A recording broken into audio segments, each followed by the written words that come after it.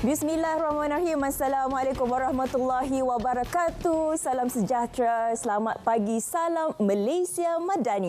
Hari ini hari Isnin 14 Ogos 2023 bersama dengan saya Syafiqah Ishak dan juga saya Irfan Syamina Suti. Yang pastinya kita akan bawa kepada anda pelbagai perkongsian menarik selama 2 jam pagi ini adalah menyaksikan kami di RTM TV1, Salam RTM dan juga RTM Klik dan juga di TikTok sekarang ini. Mudah aja semuanya di hujung jari anda. Ya, apa khabar Irfan? Sihat alhamdulillah. Syafiqah, apa khabar? Sihat juga alhamdulillah. Soalan saya yang pertama kepada Syafiqah pagi ni. Okey. Baju ni apakah warnanya? Ni, bagi saya ni warna pasir pantai yang basah. Amboi spesifiknya. Inilah warna dia. Oh, inilah warnanya. Nak kata coklat bukan coklat. Okey. Nak kata nude tak nude sangat kan. Tapi apa pun hari ni yang berada di Negeri Selangor dan juga Negeri Sembilan, selamat beristirahat. Betul, bercuti. Bercuti dan juga kepada 6 negeri yang telah pun rakyatnya keluar untuk mengundi pada 12 Ogos yang lepas. Terima kasih dan juga tahniah kepada mereka yang keluar mengundi yang telah pun melunaskan tanggungjawab anda kerana anda akan memilih siapakah yang akan mentadbir untuk tempoh 5 tahun akan datang. Telah pun dipilih, tapi kita nak lihat terlebih dahulu juga statistik pengundian PRU ke-15 ini. Okey, kita mulakan untuk negeri Kelantan di sini, di mana untuk kertas undi yang dikeluarkan sebanyak 860,652 kertas undi dan kalau ikutkan peratusan yang keluar mengundi di Kelantan sebanyak 60.96%. Dan itu untuk negeri Kelantan. Kalau Selangor pula Syafiqah? Kalau Selangor, kalau kita lihat kertas undi yang dikeluarkan ialah sebanyak 2,698,446 dan peratusan keluar mengundi ialah sebanyak 72.02%. Ramai. Dan juga negeri-negeri yang lainlah. Jadi apa yang penting keputusan telah pun dilakukan, itulah pilihan anda. Dan semalam juga kita sedang telah pun menyaksikan sebenarnya Ketua Menteri Pulau Pinang mengangkat sumpah. Jadi Chow Kon Yeow ini semalam juga dibawakan secara langsung di RTM. Chow 65 tahun yang juga Adun Padang Kota melafazkan sumpah memegang jawatan itu di hadapan Yang di-Pertuan Negeri Pulau Pinang Tun Ahmad Fuzi Abdul Razak pada jam 9.30 pagi di Seri Mutiara. Itu ceritanya di Pulau Pinang dan kita akan lihat pada hari ini sebenarnya akan berlangsung istiadat angkat sumpah bagi Menteri Besar Negeri Sembilan yang akan berlaku pada hari ini. Dan istiadat majlis angkat sumpah Menteri Besar Negeri Sembilan akan diadakan pada hari ini pada pukul 3 petang di Istana Besar Seri Menanti Kuala Pilah. Datuk Seri Aminuddin Harun iaitu menurut pengerusi Pakatan Harapan PH Negeri Sembilan, pemilihan Menteri Besar baharu akan ditentukan oleh pucuk pimpinan parti itu sendiri. Dan boleh berharap perkara itu dapat diselesaikan dengan selaras dengan iktitah Yang-Pertuan Besar Negeri Sembilan, Tuanku Muris Ibni Almarhum Tuanku Munawir. Ya, jadi kalau kita bercerita mengenai Kedah dan Kelantan juga dijangkakan berlangsung sama ada hari ini ataupun esok, sama-sama kita nantikan. Tapi sebenarnya cerita pilihan raya ini kita dah kena move on. Betul. Sebab keputusan telah pun dilakukan. Apa yang paling penting sekarang ini, yang berhormat yang telah pun dipilih itu kena melunaskan tanggungjawab mereka. Apa yang telah pun dijanjikan dalam manifesto perlulah ditunaikan. Kerana rakyat masih memahati anda. Mana kata nak bersihkan longkang, nak besarkan longkang, kena besarkan. Nak cantikkan jalan itu mana kena yang berlubang tu kena tutup kan. Tutup lubang itu. Sebab apa? Tempohnya hanyalah 5 tahun, rakyat memerhati. Jadi kena berhati-hati di situ. Itu macam amaran pun ada, tapi nasihatlah ya. Sebab apa? Kalau kita dah cakap kita move on, tapi ini pula kita tak nak sebut yang ni. Sebentar Singapura pula 1 September. Singapura 1 September itu kita akan cerita nanti. Ini pula mengenai hari pengundian. Polis terima 94 laporan salah guna mic card. Kenapa buat masalah ni? Kenapa rakyat Malaysia? Ni apa cerita pula?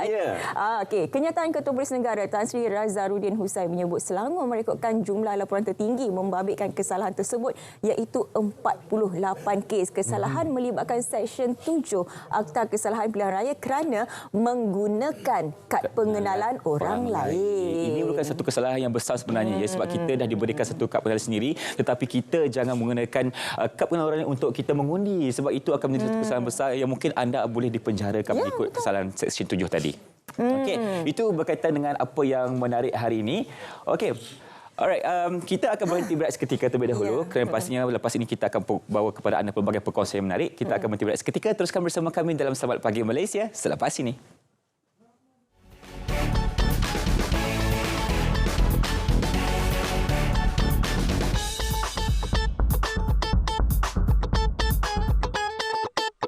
Adakah anda mempunyai cadangan dan pandangan mengenai Belanjawan 2024?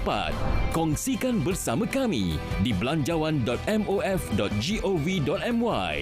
Jom kita bergerak ke arah Malaysia yang lebih baik. Ekonomi Madani turut menetapkan 7 penanda aras sebagai sasaran jangka sederhana yang mahu dicapai sebelum 10 tahun.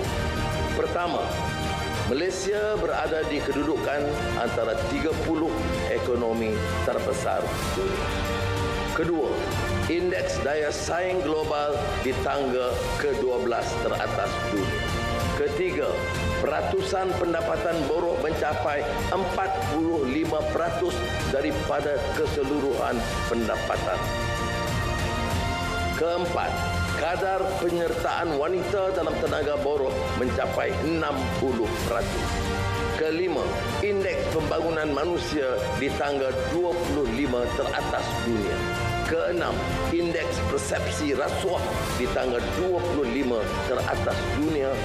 Ketujuh, kemampanan fiskal dengan defisit fiskal mencapai 3% atau lebih rendah.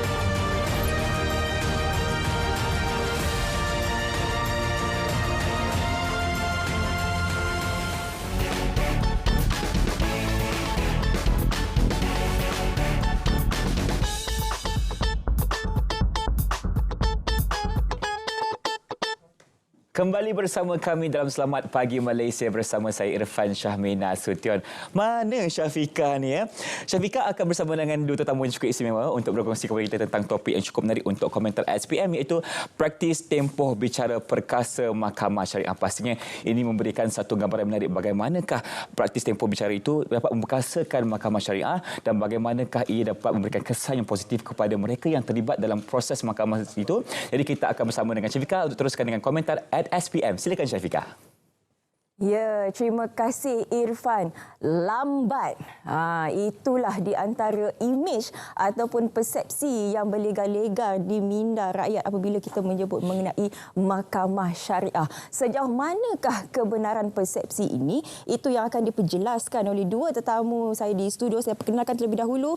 Di sebelah kanan saya ialah Tuan Abu Sufyan Abu Yaziz, Presiden Persatuan Pegawai Syariah Malaysia, dan juga Tuan Muhammad Khairul Nizam Kasim, Exco Sukan, Rekreasi dan Kebudayaan Persatuan Pegawai Syariah Malaysia. Assalamualaikum, selamat pagi. Waalaikumsalam warahmatullahi wabarakatuh. Mesti dah lesu dengan perkataan lambat. Walaupun penstrukturan telah pun dilakukan, pelbagai perubahan juga dilakukan dari segi personelnya, dari segi dokumentasinya, tetapi persepsi itu masih melekat lagi di rakyat Malaysia. Tapi sebelum kita nak bercerita lebih lanjut, di mana silapnya mengenai imej ini, kita perlu perjelaskan terlebih dahulu apa sebenarnya bidang kuasa Mahkamah Syariah supaya naratif perbincangan kita hari ini tidak menjurus kepada satu arah. Sebab saya yakin, saya takut nanti di komen hanya ada cerita isu nafkah dan cerai saja. Tuan. Terima kasih Syafiqah. Assalamualaikum warahmatullahi wabarakatuh. Dan penonton, para penonton Selamat Pagi Malaysia yang dirahmati dan dikasihi sekalian. Alhamdulillah pada hari ini terima kasih dijemput saya pertama sekali, dan pertamanya saya memang betul sebagaimana saya Syafiqah sebut tadi, banyak isu yang perkara yang diperkatakan adalah Mahkamah Syariah selalu lewat ataupun lambat. Dalam dari segi bidang kuasa Mahkamah Syariah itu sendiri, Mahkamah Syariah sebagaimana yang dimaklumi mengendalikan pelbagai kes yang melibatkan orang Islam. Dan kebanyakan kes di Mahkamah Syariah melibatkan isu-isu tuntutan, kes-kes penceraian, kekeluargaan, nafkah, dan juga tuntutan berkaitan dengan harta pencarian dan lain-lain lagi yang berkait selepas perkahwinan ataupun perceraian. Dan di Mahkamah Syariah setakat ni kita alhamdulillah kita ada beberapa KPI yang sememangnya memang jadi sasaran kita. Target kita itulah. Target kita nak berubahlah daripada dulu. Memang kita tak nafikan. Tapi alhamdulillah sekarang ni nanti mungkin beberapa inovasi, beberapa pendekatan yang kita telah buat untuk tujuan mempercepatkan proses perbicaraan itu sendiri. Ya. Niat itu sudah ada dan telah pun direalisasikan, pelaksanaannya ada. Tapi kenapa persepsi dan juga imej itu masih ada lagi di kalangan rakyat Malaysia? Di mana puncanya? Okey, sebenarnya di mahkamah syariah, tu saya nyatakan tadi, dulu mungkin berbeza dengan sekarang. Tapi pendekatan sekarang yang dibuat oleh di mahkamah syariah, banyak pendekatan yang dibuat. Contoh yang saya bagi adalah penyelesaian melalui majlis suluh. Bagaimana majlis suluh itu berjaya membantu pihak-pihak dapat diselesaikan pada hari yang sama. Datang ke mahkamah, daftar kes, kita rujuk kepada pegawai suluh kita dalam majlis suluh ataupun majlis perdamaian ni, perunding cara ni yang kita buat dan akhirnya kita selesai pada hari itu dan endorse pada jadikan perintah. Jadi cuma persepsi, mungkin persepsi orang awam, kenapa kes itu lambat, banyak berkait bagaimana tuntutan itu dibuat. Kadang-kadang kalau tuntutan itu banyak, dia akan jadi agak panjang.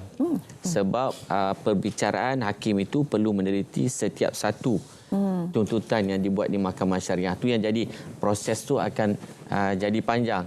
Dan sebenarnya di mahkamah syariah kita berusaha dari pelbagai aspek. Contoh dari segi pengurusan kes, dari segi sistem, kita dah advance lah. Sekarang kita ada sistem e-syariah versi 3. Dan dalam proses kita, bagaimana kita nak melaksanakan e-filing tanpa pihak-pihak hadir ke mahkamah. Proses pendaftaran tu boleh buat di rumah. Tanpa perlu hadir ke mahkamah. Dan pengurusan kes tu dibuat oleh pendaftar-pendaftar kita yang memainkan peranan di mahkamah syariah negeri, supaya kes itu terus di hadapan hakim, terus diadakan perbicaraan tanpa perlu makan masa yang panjang untuk. Cuma itulah saya katakan tadi, dia banyak berkait juga bergantung kepada jenis tuntutan. Kalau tuntutan tu pernah kita di mahkamah ada 20 jenis tuntutan, proses tu mungkin agak panjang. Dan saya jelaskan tadi, mahkamah syariah kita telah menginovasi beberapa program bagi tujuan untuk mempercepatkan kita punya proses. Sebagai contoh tadi suluh. Selain itu kita ada juga macam di mahkamah wilayah, mahkamah syariah wilayah persekutuan, kita ada mahkamah hadanah. Tujuannya adalah untuk mempercepatkan kes-kes yang berkaitan dengan hadanah. Dan selain itu kita ada juga di mahkamah syariah yang melaksanakan fast track. Maknanya kes penceraian sehari dah siap. Sehari dah selesai. Kalau dipersetujui lah kedua-dua belah pihak. Betul. Kan? Kalau ada persetujuan penceraian, dia terus depan hakim untuk lafaz cerai. Jadi ini maksud sebenarnya sistem itu sebenarnya dah bagus, dah baik, tetapi ianya disebabkan oleh beberapa faktor. Terutamanya kalau di mahkamah ini dari segi dokumentasi ataupun mungkin salah satu pihak itu tidak hadir ke mahkamah, itu juga akan melambatkan proses. Tapi sebenarnya berapa lama sebenarnya tempoh perbicaraan itu? Okey. Kita di mahkamah syariah kita ada KPI sebenarnya tadi. Contoh KPI bagi kes suluh, majlis suluh itu adalah 3 bulan ataupun 90 hari. Kita berusaha di peringkat itu untuk kita menyelesaikan kes itu tanpa perlu sampai ke peringkat perbicaraan. Itu di peringkat majlis suluh. Selain itu, kita ada juga KPI-KPI yang lain termasuk kes rayuan dan sebagainya. Yang kita KPI penceraian yang tempohnya kita cuba selesaikan dalam 80%. Jadi kes ini insya-Allah tu saya katakan tadi, kalau katakan tiada apa lain selain daripada halangan daripada mungkin tuntutan yang banyak ataupun faktor-faktor ketidakhadiran macam Syafiqah sebut tadi, pihak tidak hadir dan memberikan kerjasama mungkin menyebabkan kes itu lama. Sebagai contoh bagi kes suluh. Kes suluh kita hadir suluh tu kita buat perundingan. Tapi kadang-kadang salah satu pihak tu tidak hadir sendiri. Menyebabkan kes itu terpaksa pergi ke peringkat perbicaraan. Di peringkat perbicaraan saya pastilah yang itu memang prosesnya bergantung pada hakim.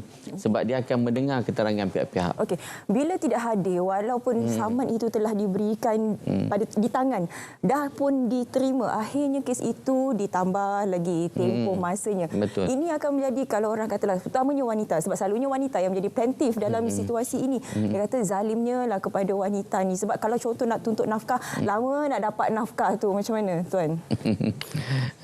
Bismillahirrahmanirrahim. Terima kasih kepada saudari Syafiqah, Tuan Abu, serta penonton-penonton yang dirahmati Allah sekalian. Bismillahirrahmanirrahim. Saya suka untuk memulakan perbincangan kita pagi ini dengan firman Allah SWT wa iza hakamtum bainan nas an tahkumu bil adl. Sekiranya kamu menghukumkan di antara manusia itu, hendaklah kamu hukumkan dengan adil. Jadi bila kita sebut konotasi adil itu, sudah semestinya keadilan itu diletakkan oleh hukum syarak untuk menafikan segala kezaliman. Sebagaimana Syafiqah sebut juga tadi, dari segi tempoh masa penyelesaian kes di Mahkamah Syariah itu, seringkali persepsinya Mahkamah Syariah ini mengambil masa yang agak lama. Jadi perlu dijelaskan di sini dan ditekankan bahawa tempoh masa itu bila diistilahkan backlog cases, bila ia melangkaui tempoh 1 tahun. Mana untuk memproses satu-satu kes sehingga selesai itu, daripada awal pendaftaran kes, kita bicara di sini dalam konteks kes mal. Di Mahkamah Syariah ada 2 jenis kes. Satu kes mal, selain daripada kes-kes jenayah, kita namakan dia kes mal. Termasuk yang macam Tuan Abu sebut tadi, kes perceraian. Bila cerai ni dia akan merebak pada kes-kes lain. Ya, betul. Dia akan nusyus lah, apalah. Hadanah anak, nafkah anak, nafkah eddah, muta'ah, harta pencarian, banyak di situ. Dia akan timbul. Dan bila dikira mula pengiraan tempoh kes ini, bila pihak-pihak itu mendaftarkan kes di kaunter pendaftaran Mahkamah Syariah di negeri-negeri. Jadi di situ bermulanya pengiraan tempoh, sehinggalah kepada penyelesaian kes tersebut melalui perintah mahkamah. Di tengah-tengah tu dia ada proses proceeding dia. Bila daftar, kita kena adakan pengurusan kes. Apa tujuan pengurusan kes? Pengurusan kes ni bertujuan untuk saman ataupun notis mohonan tu diserahkan kepada pihak-pihak supaya pihak satu lagi ni mengetahui apa tuntutan yang dibuat ke atasnya. Kemudian setelah saman atau notis mohonan disempurnakan, mahkamah ataupun pendaftar akan melakukan proses sebutan kes. Tujuan dia untuk memastikan pleading pihak-pihak ni lengkap. Lengkap yang itu baru pergi kepada perbicaraan. Bila perbicaraan selesai semua, pihak-pihak memfailkan hujah dan akhirnya mahkamah akan buat satu perintah. Itu yang kita cakap dalam masa tak sampai 2 minit ni nampak macam ringkas. Betul. Betul kan? Tetapi kalau kita pergi pada realitinya di Mahkamah Syariah, satu-satu proses tu, peringkat sebutan ni paling lama yang saya perhatikan. Ya. Sebab perlu kita tekankan peremajaan proses tersebut perlu dititik beratkan.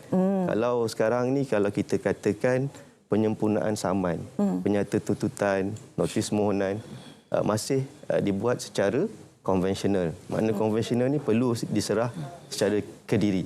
Apakah di sana tidak ada ruang untuk kita fikirkan penghantaran secara elektronik? So perlu kepada peremajaan dari segi peruntukan undang-undang dan sebagainya. Kita melihat perkara-perkara ini penting untuk menambah baik sistem penyampaian perkhidmatan keadilan itu kepada masyarakat. Ya Tuan, untuk sekarang ini apa aktiviti terkini hasil usaha sama bersama dengan JKSM? Aktiviti kalau kita lihat dalam konteks biasa yang lazim dilakukan antara JKSM dengan negeri-negeri adalah melaksanakan bengkel-bengkel, latihan-latihan kepada sumber manusia agar kita lihat sumber manusia di peringkat pelaksana ini sentiasa kompeten untuk melaksanakan sebarang bentuk perkhidmatan keadilan kepada masyarakat. Itu dari sudut lazimnya. Walau bagaimanapun kita juga melihat dari sisi yang lain. Maknanya semua manusia ini bukan sentiasa setiap masa perlu kompeten dari sudut ilmu pengetahuan. Tapi kita melihat dari sudut kesihatan, gaya hidup yang sihat dan sebagainya. Jadi kita come out dengan Tuan Presiden Persatuan Pegawai Syariah Malaysia dan juga saya selaku Exco Sukan, Kebajikan dan Kebudayaan Persatuan Pegawai Syariah Malaysia, dan sudah tentu bersama dengan restu daripada Yang Ma'arif Datuk Ketua Pengarah Jabatan Kehakiman Syariah Malaysia. Dan pada tahun ini tuan rumahnya adalah Jabatan Kehakiman Syariah Negeri 9. Kita akan menganjurkan satu program peringkat nasional iaitu Multaqa Mahkamah Syariah tahun 2023. Dalam program ni namanya Multaqa, tapi dia punya aktiviti utama dia adalah kita menganjurkan 15 jenis sukan yang akan disertai oleh semua warga Jabatan Kehakiman Syariah Malaysia, Jabatan Kehakiman Syariah Negeri dan Mahkamah Syariah Negeri. Okey Tuan, untuk mendapatkan maklumat lebih lanjut mengenai program ini bagaimana? Kita ada laman Sesawang, PPSM, boleh layari laman Sesawang, Persatuan Pegawai Syariah Malaysia, juga di laman Sesawang Facebook Jabatan Kehakiman Syariah Malaysia dan Jabatan Kehakiman Syariah Negeri.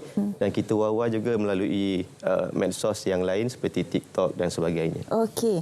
Terima kasih saya ucapkan kepada Tuan Abu Sufyan Abu Yaziz, Presiden Persatuan Pegawai Syariah Malaysia, dan juga Tuan Muhammad Karim Nizam Kasim, Exco Sukan Rekreasi dan Kebudayaan Persatuan Pegawai Syariah Malaysia. Kerana sudi berkongsi bersama kita dan juga mungkin dapat mengubah persepsi dan juga imej mahkamah syariah ini di minda rakyat di luar sana. Sebenarnya yang lambat ni bukannya datangnya daripada mahkamah syariah semata-mata, tapi kita kena lihat juga ada banyak lagi punca-punca sebenarnya kepada perkara ataupun yang boleh melambatkan proses di mahkamah itu. Okey, seterusnya kita nak bersama dengan rakan kita di Sabah FM. Kita nak melihat program Konvoi Kembara Jalur Gemilang bersama dengan rakan kita Ridwin dan juga Rafiq. Apa yang menarik? Silakan Ridwin.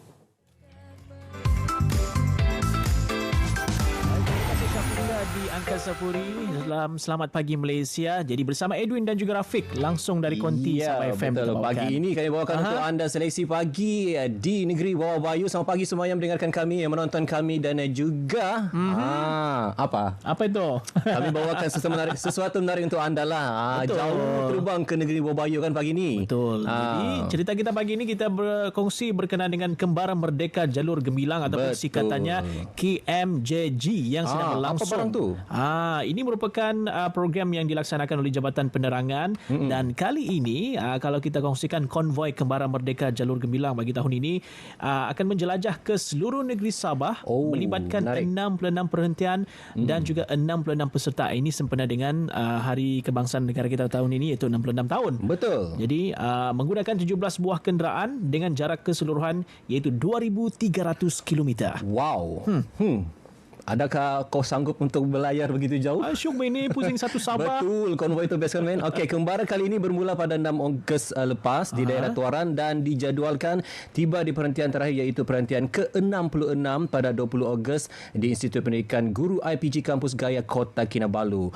Baik untuk butiran mengenai konvoi KMJG 2023 seketika bersama Pengarah Jabatan Penerangan Negeri Sabah Puan Jainasa Muhammad Nor yang baru-baru ini sempat singgah ke Sabah FM menerusi segmen Bahngam lah itu.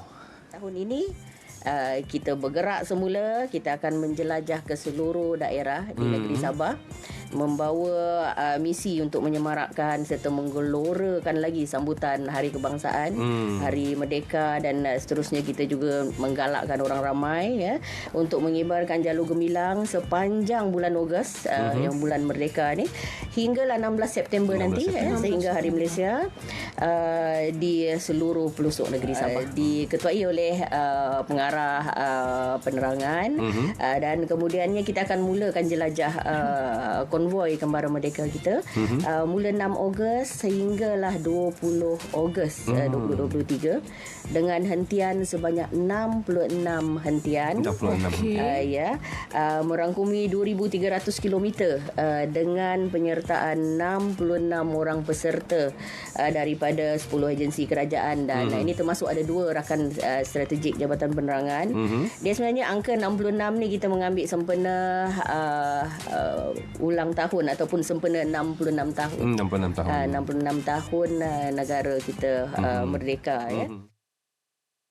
66 tahun. Tapi masih awal lagi. Hari ini memasuki hari yang ke-9 untuk konvoi Kembara Merdeka Jalur Gemilang KMJG 2023 yang mana konvoi ini akan bergerak melalui 6 perhentian melibatkan daerah Beaufort, Kuala Penyu, Membakut dan Papar.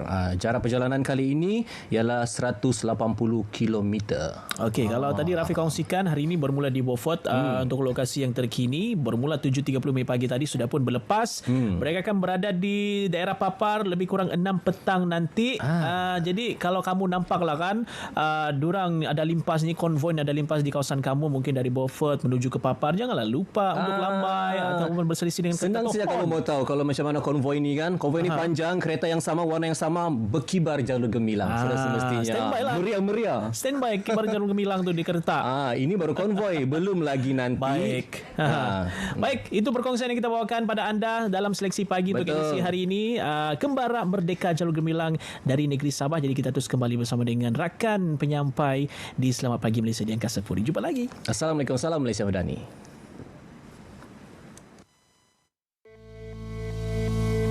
Redwi dan DJ Rafiq untuk seleksi pagi dari Sabah FM. Seterusnya kita teruskan dengan SPM sana sini. Kita mulakan dengan Melaka Hak Pelukis Karikatur.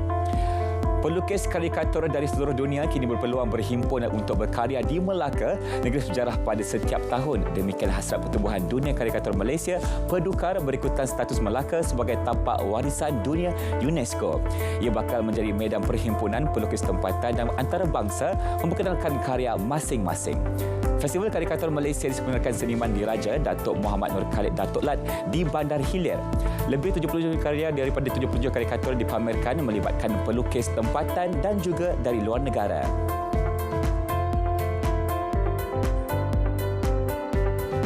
Kerajaan Negeri Johor bakal melancarkan rangka kerja inisiatif hijau Johor Green Deal pada Minggu Iklim Asia Pasifik APCW 2023 Johor yang akan berlangsung pada 13 hingga 17 November 2023. Menteri Besar Datuk On Hafiz Ghazi berkata, pelan itu merupakan sebahagian daripada hala tuju kelestarian masa depan yang lebih mampan dan hijau.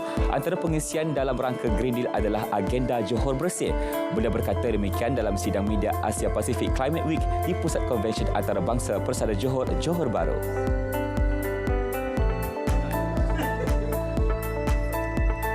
Lafaz ikrar rukun negara akan diselaraskan bermula dengan bacaan penuh mukadimah diikuti 5 prinsip berkenaan di semua peringkat sekolah dan program rasmi kerajaan di seluruh negara sebagai usaha menyemai taat setia dan rasa cintakan negara. Kementerian Perpaduan Negara KPN hari ini merasmikan eksplorasi rukun negara bagi memperkasa pembudayaan prinsip rukun negara di semua peringkat. Dato' Aaron turut menyeru generasi ini peka dengan rukun negara serta menghayati erti sebenar kewujudannya.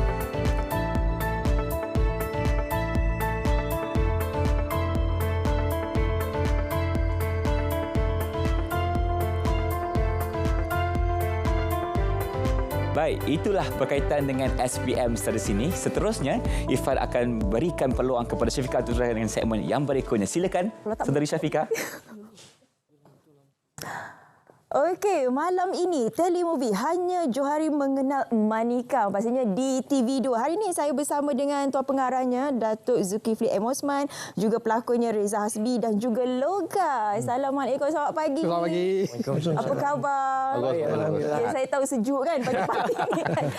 Tapi kita akan hangatkan para penonton malam ini untuk satu telemovie yang menarik ini.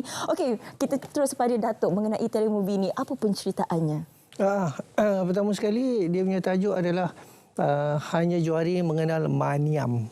Maniam? Ini Johari, ni Maniam. Bukan Manika. Ini Johari, ini Maniam. Ya Allah. Jadi kalau dengar tajuk dia tu, orang ingat cerita tu cerita komedi kan. Tapi sebenarnya dia adalah satu cerita yang sebuah drama masyarakat. Tentang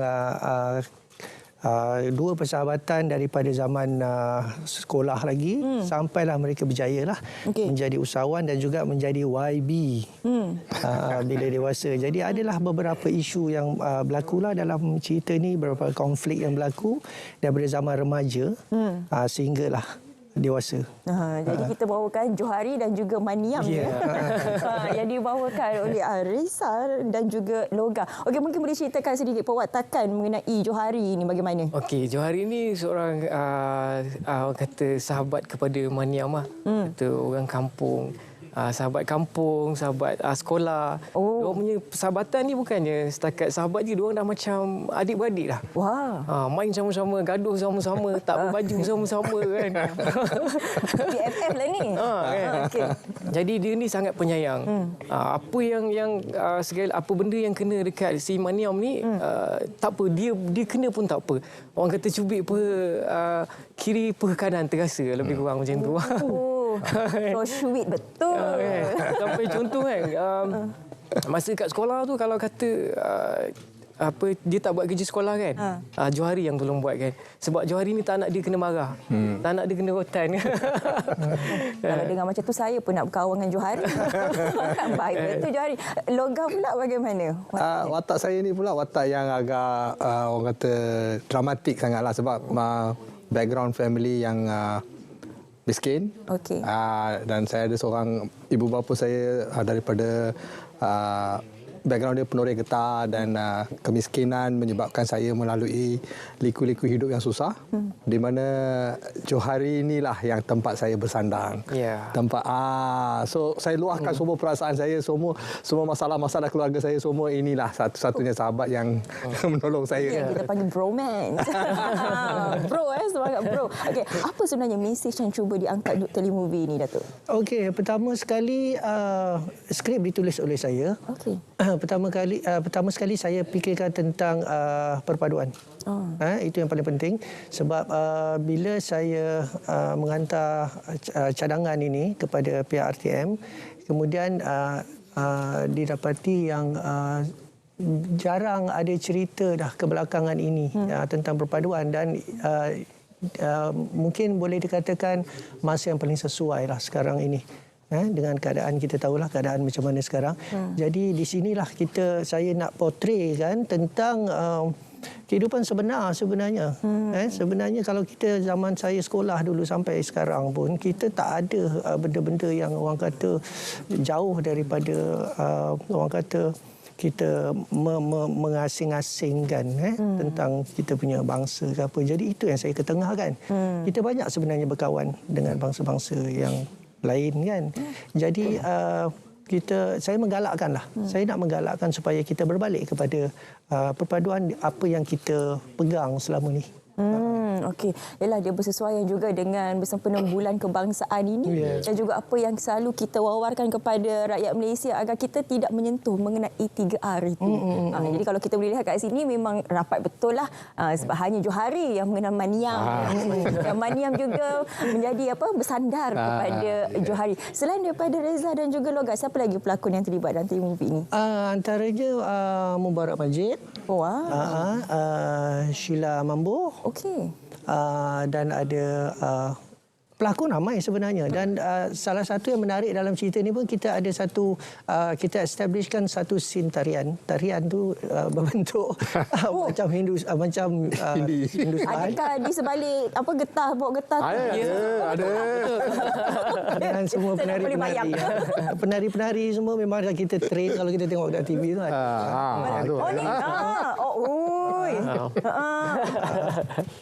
Oh, ini tariannya. Oh, menarik malam ni malam ni. Betul rapat. Betul sayang sangat ni. Dah bukan kata rapat di dalam drama aja. Memang di luar pun kami rapat. Memang kami rapat. Lagunya dinyanyikan oleh siapa? Lagu ni memang dicipta khas untuk drama ini. Okey. Penyanyinya Ganesan. Of course kompos kita punya kompos untuk lagu ini lah. Yang ini kena tengok tiba-tiba ini ladang getah tu. Oh, ini ladang getah tu. Dia kalau ada masalah dia tak bersandar pada pokok getah, bersandar pada Johari kan. Oh, alah. Ini kena kejar dengan bapak tu.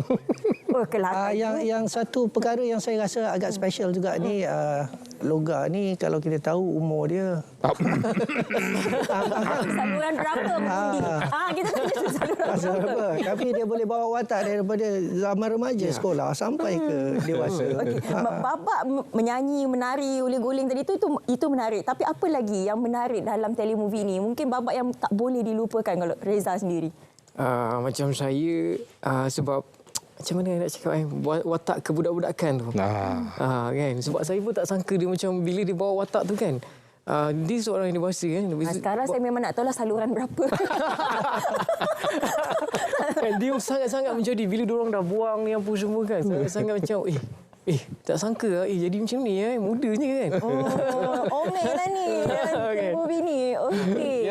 Macam Logat sendiri, apa antara scene yang menarik? Saya mencabar, kalau nak kata mencabar, menarik antara saya dengan dia lah. Banyak kita bergurau, duduk tepi kolam, masing-masing sampai apa orang kata gaduh-gaduh. Itu memang menarik. Tapi yang mencabar tu bila saya dengan bapa saya, watak saya dengan bapa saya tu. Memang bapa saya ni memang garang gila lah. Dibawa oleh MJ Nada, dia memang pelakon veteran. Yang kejar tadi tu siapa? Itu bapa saya. Itu paling mencabar. And then scene-scene yang menyayak hati banyak dalam ni. Itu memang beratlah untuk kami bawa, tapi okey dengan guidance. Disebabkan ialah perbezaan mungkin saluran mengundi itu tadi, bagaimana untuk dapatkan chemistry itu? Macam saya senang, sangat senang. Sebab dia sangat mesra kan, Loga sangat mesra walaupun kita orang first time jumpa kan. Sebab dia dah professional, kita pun dah lama kan. So nak dapat chemistry tu sangat senang. Lepas tu bila saya baca skrip tu, saya tak sabar tunggu siapa Maniam ni. Sebab kita bila baca tak sabar nak mengenal Maniam sebab kita baca skrip macam bestnya dia orang ni, kawan baik kan. Benda yang jarang yang kita jumpa kan. So ini antara benda yang saya menunggulah. Bila sampai set pun kan, saya tanya dia orang, mana ni Maniam ni? Mana dia orang ni? Tak sabarnya saya nak jumpa kan. Bila dah jumpa macam ni rupa dia kan. Dia punya Kalau nak dibandingkan dengan naskah-naskah sebelum ini, macam mana sebenarnya penghayatan dan juga tarikan untuk watak kali ini? Saya kalau nak kata perbandingan tu, saya rasa ini antara yang menarik dalam sepanjang saya dalam karya saya lah. Sebab saya bawa watak orang dewasa, lepas tu budak-budak pun saya bawa. Berbeza zaman. Berbeza. Selalunya kalau kita bawa watak dewasa, yang budak-budak ni orang lain. Pelakon lain kan. Ni tak. Kitalah dewasa, kitalah budak kecil. Memang tapi saya boleh carry. memang menitik berat kan tentang watak tu. Bagaimana nak bawa watak sebagai budak sekolah, kemudian selepas sekolah, kemudian dah dewasa, kemudian jadi dah masuk sampai usahawan. Kan? Jadi memang peringkat umur yang berlainan dan pewatakan yang berlainan lah. Macam mana dapat wahyu tu untuk memilih pelakon? Sebab itulah muka nasib baik, muka ni memang boleh carry. Dewasa boleh, kanak-kanak bukan kanak-kanak lah, remaja-remaja pun boleh. Macam mana Datuk? Jadi dia sebenarnya cabaran juga bagi artis kita, sebab kita kena memulakan dengan scene-scene yang orang kata dah berumur dulu. Pasal dia orang ada janggut, ada misai. Jadi kita buat scene-scene yang current lah, yang present sekarang ini. Selepas habis semua selesai, barulah jadi muda, buang semua. Clean shift semua. Potong rambut semua. Bukan kata main cast saja, yang lain-lain watak sama. Termasuk orang-orang kampung ke, termasuk orang-orang yang kita punya supporting yang dibantu, semua kena macam tu. Dari awal semua memang agak nampak berumur, tapi bila kita buat yang muda, semua kena muda. Cabaran untuk makeup artis juga tu? Iya.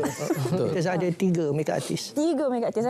Perubahan makeup itu juga memainkan peranan yang sangat penting. Okey, Reza, Loga mungkin boleh wawarkan kepada penonton Sawak Pagi Malaysia, jangan lupa untuk menyaksikan telemovie ini. Okey, kepada penonton semua, jangan lupa saksikan telemovie Hanya Johari Mengenal Maniam pada malam ni 9 malam. Sebab dalam cerita ni penuh dengan warna-warni kemasyarakatan kita. Kena tengok, okey? 9 malam malam ni TV2. Jangan lupa kena saksikan telemovie ni. Jangan lupa saksikan telemovie ini. Hanya Johari Mengenal Maniam. Kita kena tengok ni bromance macam mana ni, pusing-pusing menari-nari kan. Terima kasih banyak-banyak saya ucapkan kepada Datuk Zulkifli Osman, juga Reza dan juga Loga. Jadi kepada anda, jangan lupa untuk saksikan telemovie ini malam ini di TV2. Hanya Johari Mengenal Maniam. Dan Johari adalah tempat Maniam untuk bersandar. Okey, kita nak berehat seketika. Jangan ke mana-mana, sekembalinya selepas ini ada banyak lagi topik akan kami kongsikan bersama dengan anda. Jadi kita berehat seketika.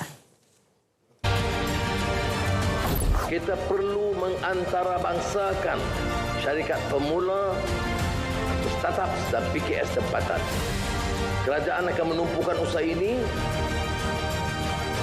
di antaranya melahirkan lebih banyak syarikat berjaya seperti Aerodyne, Lekopak, melalui galakan kepada syarikat pemula dan PKS Bumi Putra menceburi bidang pertumbuhan baru. GLC dan GLIC perlu terus memacu pertumbuhan DDI dan menyokong pembangunan vendor tempatan dalam sektor strategik seperti E&E, ekonomi digital dan aero angkasa.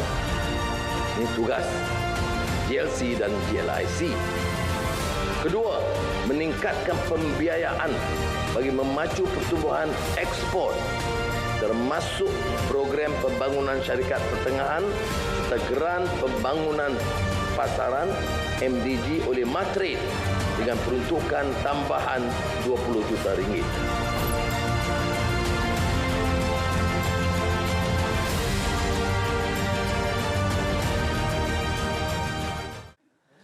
Baik, kembali bersama kami dalam Selamat Pagi Malaysia bersama saya Irfan Syahmi Nasution. Berikutnya kita akan terus kepada satu segmen yang menarik berkaitan dengan program Pesta Pantai Bagadalang at Sepang 2023. Pasti kita bawakan juga satu tetamu. Kita persilakan Datuk Haji Abdullah Hamid Hussein yang di-Pertua Majlis Perbadalan Sepang. Assalamualaikum, selamat pagi Datuk. Waalaikumsalam, selamat pagi. Alhamdulillah sihat. Okey, hari ini kita akan berkongsi kepada penonton, terutamanya mereka di Sepang di Pagan Lalang khususnya untuk program Pesta Pantai Bagadalang. Tapi sebelum itu kita nak kenali dulu dekat Pantai Bagadalang apa yang menariknya di sana.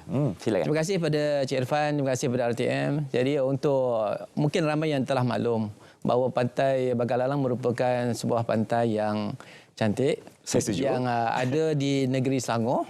Sebab kalau kita lihat di negeri Selangor tak banyak pantai yang ada. Betul. Itu kalau ada di Kuala Selangor, ada di Morib dan juga di Sepang. Jadi pantai Sepang Bagadalang ini merupakan satu tempat tumpuan kepada penduduk-penduduk khususnya orang daripada Lembah Kelang lah, pada khususnya pada hari Minggu. Kalau di Pantai Bagadalang ni terdapat sebuah resort ataupun hotel Sepang Avani Gold Coast yang hotelnya di atas air. Sangat dikenali. Sangat dikenali. Okey. Yang keduanya kalau kita lihat di Pantai Bagadalang ni terdapatnya Paya Bakau yang mana ada sungai Sepang besar yang boleh digunakan untuk aktiviti kayak. Selain daripada itu, kalau di Pantai Bagadalang bagi mereka yang minat untuk makan ikan bakar ataupun seafood, jadi banyak restoran yang ada di sana. Baik. Selain daripada itu, kalau bagi mereka yang biasa, terdapat juga lah hotel-hotel macam Malau, Sri Malaysia dan banyak lagi lah resort yang ada di sana.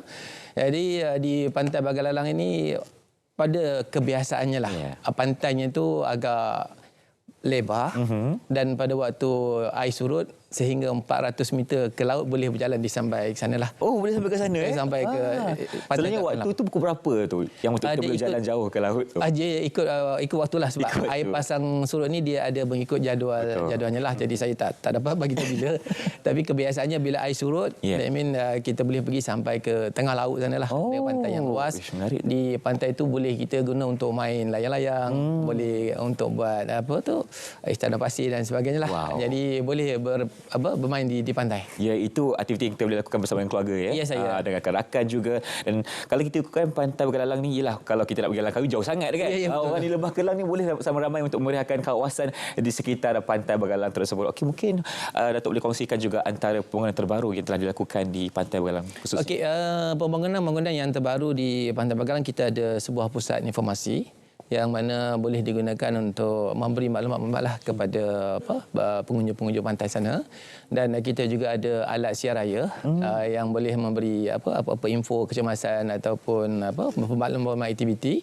Selain daripada itu, kita juga sedang menaik taraf lah untuk menyediakan ruang pejalan kaki, tempat letak kereta yang cuba untuk memberikan kemudahan selain daripada kita mengemaskini upgrade medan selera untuk pengunjung-pengunjung yang datang ke Bagadalang dapat menikmati makanan dan berada di gerai. Ya, macam-macam ada di sana ya. Ada makanan-makanan yang sedap, ada pemandangan yang cantik, indah, boleh rasai kenikmatan berjalan di atas pantai dan sebagainya kan. Bagi peminat yang nak memancing boleh juga. Ada jeti untuk memancing dan di sungai pula ada aktiviti kayak dan juga ada rumah rakit yang boleh duduk kat situ dan memancing di atas rakit. Wow, menarik tu. Sungai tu adakah bersebelahan dengan pantai tu atau bagaimana? Dia ada sungai bersebelah sungai daripada muara sungai lah. Di muara sungai.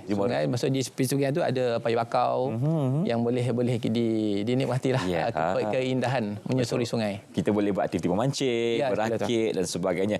Okey, jadi mungkin Datuk boleh kongsikan juga dari segi kos yang telah dibelanjakan untuk membuat penambahbaikan seperti yang dinyatakan tadi. Okey, kos tu tak banyak sangatlah. I mean dalam setengah juta adalah kita belanjakan untuk sebab dia pembangunan ni telah lama dibuat dan cuma kita kemas kini sikit-sikit je lah. Tambah baik tambah baik dari semasa ke masa. Itu berkaitan dengan kosnya lebih kurang 500,000 setengah juta kos ya untuk kita memberikan kemudahan yang terbaik kepada pengunjung yang datang ke Pantai Bagalang tersebut. Okey, lagi sekali mungkin boleh kongsikan juga Datuk kebaikan kepada mereka yang dari segi pembangunannya, bila mereka datang sini macam cantiknya Pantai Bagalang ni kan. Kebaikannya kepada pengunjung yang datang, silakan. Jadi untuk pengunjung-pengunjung tu kalau kita lihat di Pantai Bagalang untuk mereka hidup berada selesa di sana, ada tempat tandas, ada tempat kemudahan-kemudahan makanan tadi. Betul lah tu, kalau kita pergi pantai tu kan nak cari tandas tu kadang-kadang susah. Tandas ada di sana. Tandas, kemudian kita ada juga tempat untuk mandi apabila pergi ke pantai, nak membasuhkan diri tu ada bilik air yang boleh digunakan lah. Jadi kemudahan-kemudahan tersebut kita jangka dapat memberikan kemudahan kepada pengunjung-pengunjung di pantai sana. InsyaAllah kita ingin berikan satu persekitaran yang kondusif kepada mereka yang datang ke tempat kita. Okey, kita nak fokuskan kepada program Pesta Pantai Bagalang ni. Bila diadakan dan pukul berapa, aktiviti apa yang ada di sana? Terima kasih. Untuk fokus kepada Pesta Pantai Bagalang, kita telah merancang untuk mengadakan pada hari Sabtu ini. 19 hari bulan dan 20 bulan dan juga pada hari Ahad. Yang akan bermula seawal jam 6.30 pagi. Awal. Ada apa awal pagi tu? Yang mana pada awal paginya kita mulakan dengan ada fun run. Fun run maksudnya sempena juga dengan kemerdekaan. Adakah 5 km? 5 km, yes. Dan juga ada juga fun dipanggil berbasikal dan acara-acara ini dan juga kita ada SDG Trail. SDG Trail dulu kita katakan orang kata SDG Trail lah maksudnya yang memaklumkan tentang kemudahan SDG Sustainable Development Goals, bagaimana dan sebagainya. Dan kita akan adakan majlis perasmian macam pusat informasi tadi, yang mana dijangka pada jam 10.30 pagi akan dirasmikan oleh Yang Berhormat Ahli Parlimen di situ. Dan untuk acara-acara untuk Pesta Pantai Bagalang ini banyaklah yang kita telah sediakan, yang mana setakat ini telah pun mendapat sokongan ataupun kerjasama daripada pelbagai jabatan di daerah Sepang. Alhamdulillah. Yang mana kita dah agih-agihkan tugas-tugas tersebut. Dah ada tugasannya masing-masing. Acara-acaranya tu dengan Jabatan Belia, dengan pihak JAPAM dan sebagainya lah, pihak PDRM, yang mana memberikan kerjasama yang baiklah untuk kita anjurkan program tersebut lah. Dan kalau kita lihat dari segi acara-acaranya pada hari tersebut, kita ada Battle of the Band. Kemudian pada hari Sabtu nanti jam 3.30 petang kita ada jemput Datuk Dr. Fazilah Kamsah untuk memberi sedikit kepada kita lah ilmu dan perkongsian berkaitan dengan keluarga bahagia. Dan kita harap pada masa tersebut ramailah yang datang untuk bersama. Itu sebelah petang. Kalau sebelah malamnya apa yang akan ada di sana? Dari sebelah malamnya itu pula kita tak banyak sangat acara. Kita ada persembahan. Kalau kita lihat untuk program ini kita ada Black Hanifah. Kita ada kumpulan SYJ dan juga MP Sepang sendiri kita ada kumpulan band kita lah yang akan membuat persembahan-persembahan pada waktu malam. Jadi acara kita banyak pada waktu siang. Misalnya ada pertandingan bola sepak pantai, pertandingan bola tampar pantai. Kalau itu ada juga untuk membina istana pasir yang mana pada boleh memberikan dan satu lagi adalah acara Wow Kapal. Wow Kapal, yes. Dan ada pertandingan-pertandingan ini memberikan hadiah-hadiah yang agak menarik lah. Kalau boleh kongsikan antara hadiahnya ataupun masih misteri lagi? Ke tak misteri dah? Saya ingat untuk hadiah-hadiah tu kita mungkin boleh lihat dalam Facebook ataupun website MP Sepang. Boleh, di mana lagi selain daripada Facebook, di mana lagi yang boleh kita tahu maklumat terkini berkaitan dengan kita ada Instagram kita, jadi Facebook, website MP Sepang lah. Banyakkan berada di situ. Baik. Setakat ini bagaimana dengan penyertaan mereka yang terlibat dengan pertandingan yang dinyatakan tadi? Okey, penyertaan tu setakat ni alhamdulillah ada yang telah penuh. Misalnya kalau pertandingan melukis, kalau tak salah saya dah hampir penuh lah. Hampir penuh itu yang saya dengar tu. Begitu juga dengan bola sepak pantai, saya ingat kalau tak salah dah separuh daripada penyertaan tu telah ada. Dan kebanyakannya telah ada penyertaan lah. Jadi kepada ada juga pasukan tarik tali pantai. Kalau ketika tali itu mungkin ada lagi lah kekosongan 5 pasukan lagi yang dah 6. Satu pasukan berapa ramai? Satu pasukan dalam 10 orang. 10 orang ya. Okey. Baik, lagi sekali Datuk boleh kongsikan dan ajak ramai-ramai untuk awalkan kepada mereka untuk sertai dan nikmati Pesta Pantai Begalalang nanti. Silakan. Okey, kepada semua penduduk khususnya di daerah Sepang dan juga di Lembah Kelang dan juga di seluruh Malaysia lah. Jadi saya sebagai Yang di-Pertuan Sepang ingin menjemputlah kepada semua supaya dapat bersama-sama hadir ke Pantai Begalalang pada 19 dan 20 hari bulan untuk kita sama-sama memajukan Pantai Begalalang kerana pada situ ada juga aktiviti perniagaan yang boleh membantu ekonomi setempat. Selain daripada kita berhibur dengan persembahan yang ada, kita mengambil bahagian dalam acara-acara sukan dan rekreasi dan kebudayaan yang ada supaya kita dapat sama-sama menceriakan hidup kita lah. Di samping menikmati pengindahan Pantai Begalalang yang dapat dikongsi bersamalah dengan semua masyarakat di Malaysia. Benda yang baik kita kongsi bersama. Ya, kita kongsi bersama. Terima kasih disyarkan kepada Datuk Haji Abdul Hamid Hussein yang di-Pertua Majlis Pembandaran Sepang berkongsi kepada kita tentang program Pesta Pantai Begalalang at Sepang 2023 yang akan berlangsung pada Sabtu dan Ahad ini bermula jam 6.30 pagi. Terima kasih lagi sekali. Okey, sekarang ni kita akan berhenti berehat seketika. Teruskan bersama kami. Selamat pagi Malaysia selepas ini. Kita perlu perhebatkan lagi usaha bagi memastikan lebih banyak memilih Malaysia sebagai destinasi pelaburan.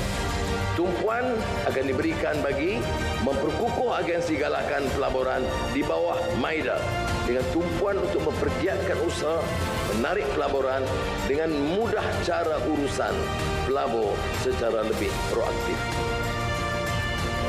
Mengkaji semula insentif pelaburan supaya tertumpu kepada galakan pelaburan yang menjana pekerjaan berpendapatan tinggi serta daripada sumber tempatan. Menaik taraf kawasan perindustrian dengan prasarana lengkap, kita meningkatkan pembangunan modal insan. Antaranya sektor petrokimia di Kertih, Terengganu. Pusat data di Sedenak, Johor. Industri hiliran Gentah di Kuala Nerang, Kedah. Sebagai permulaan, 100 juta ringgit disediakan bagi melengkapkan infrastruktur kawasan perindustrian terutama prasarana berkonsepkan hijau.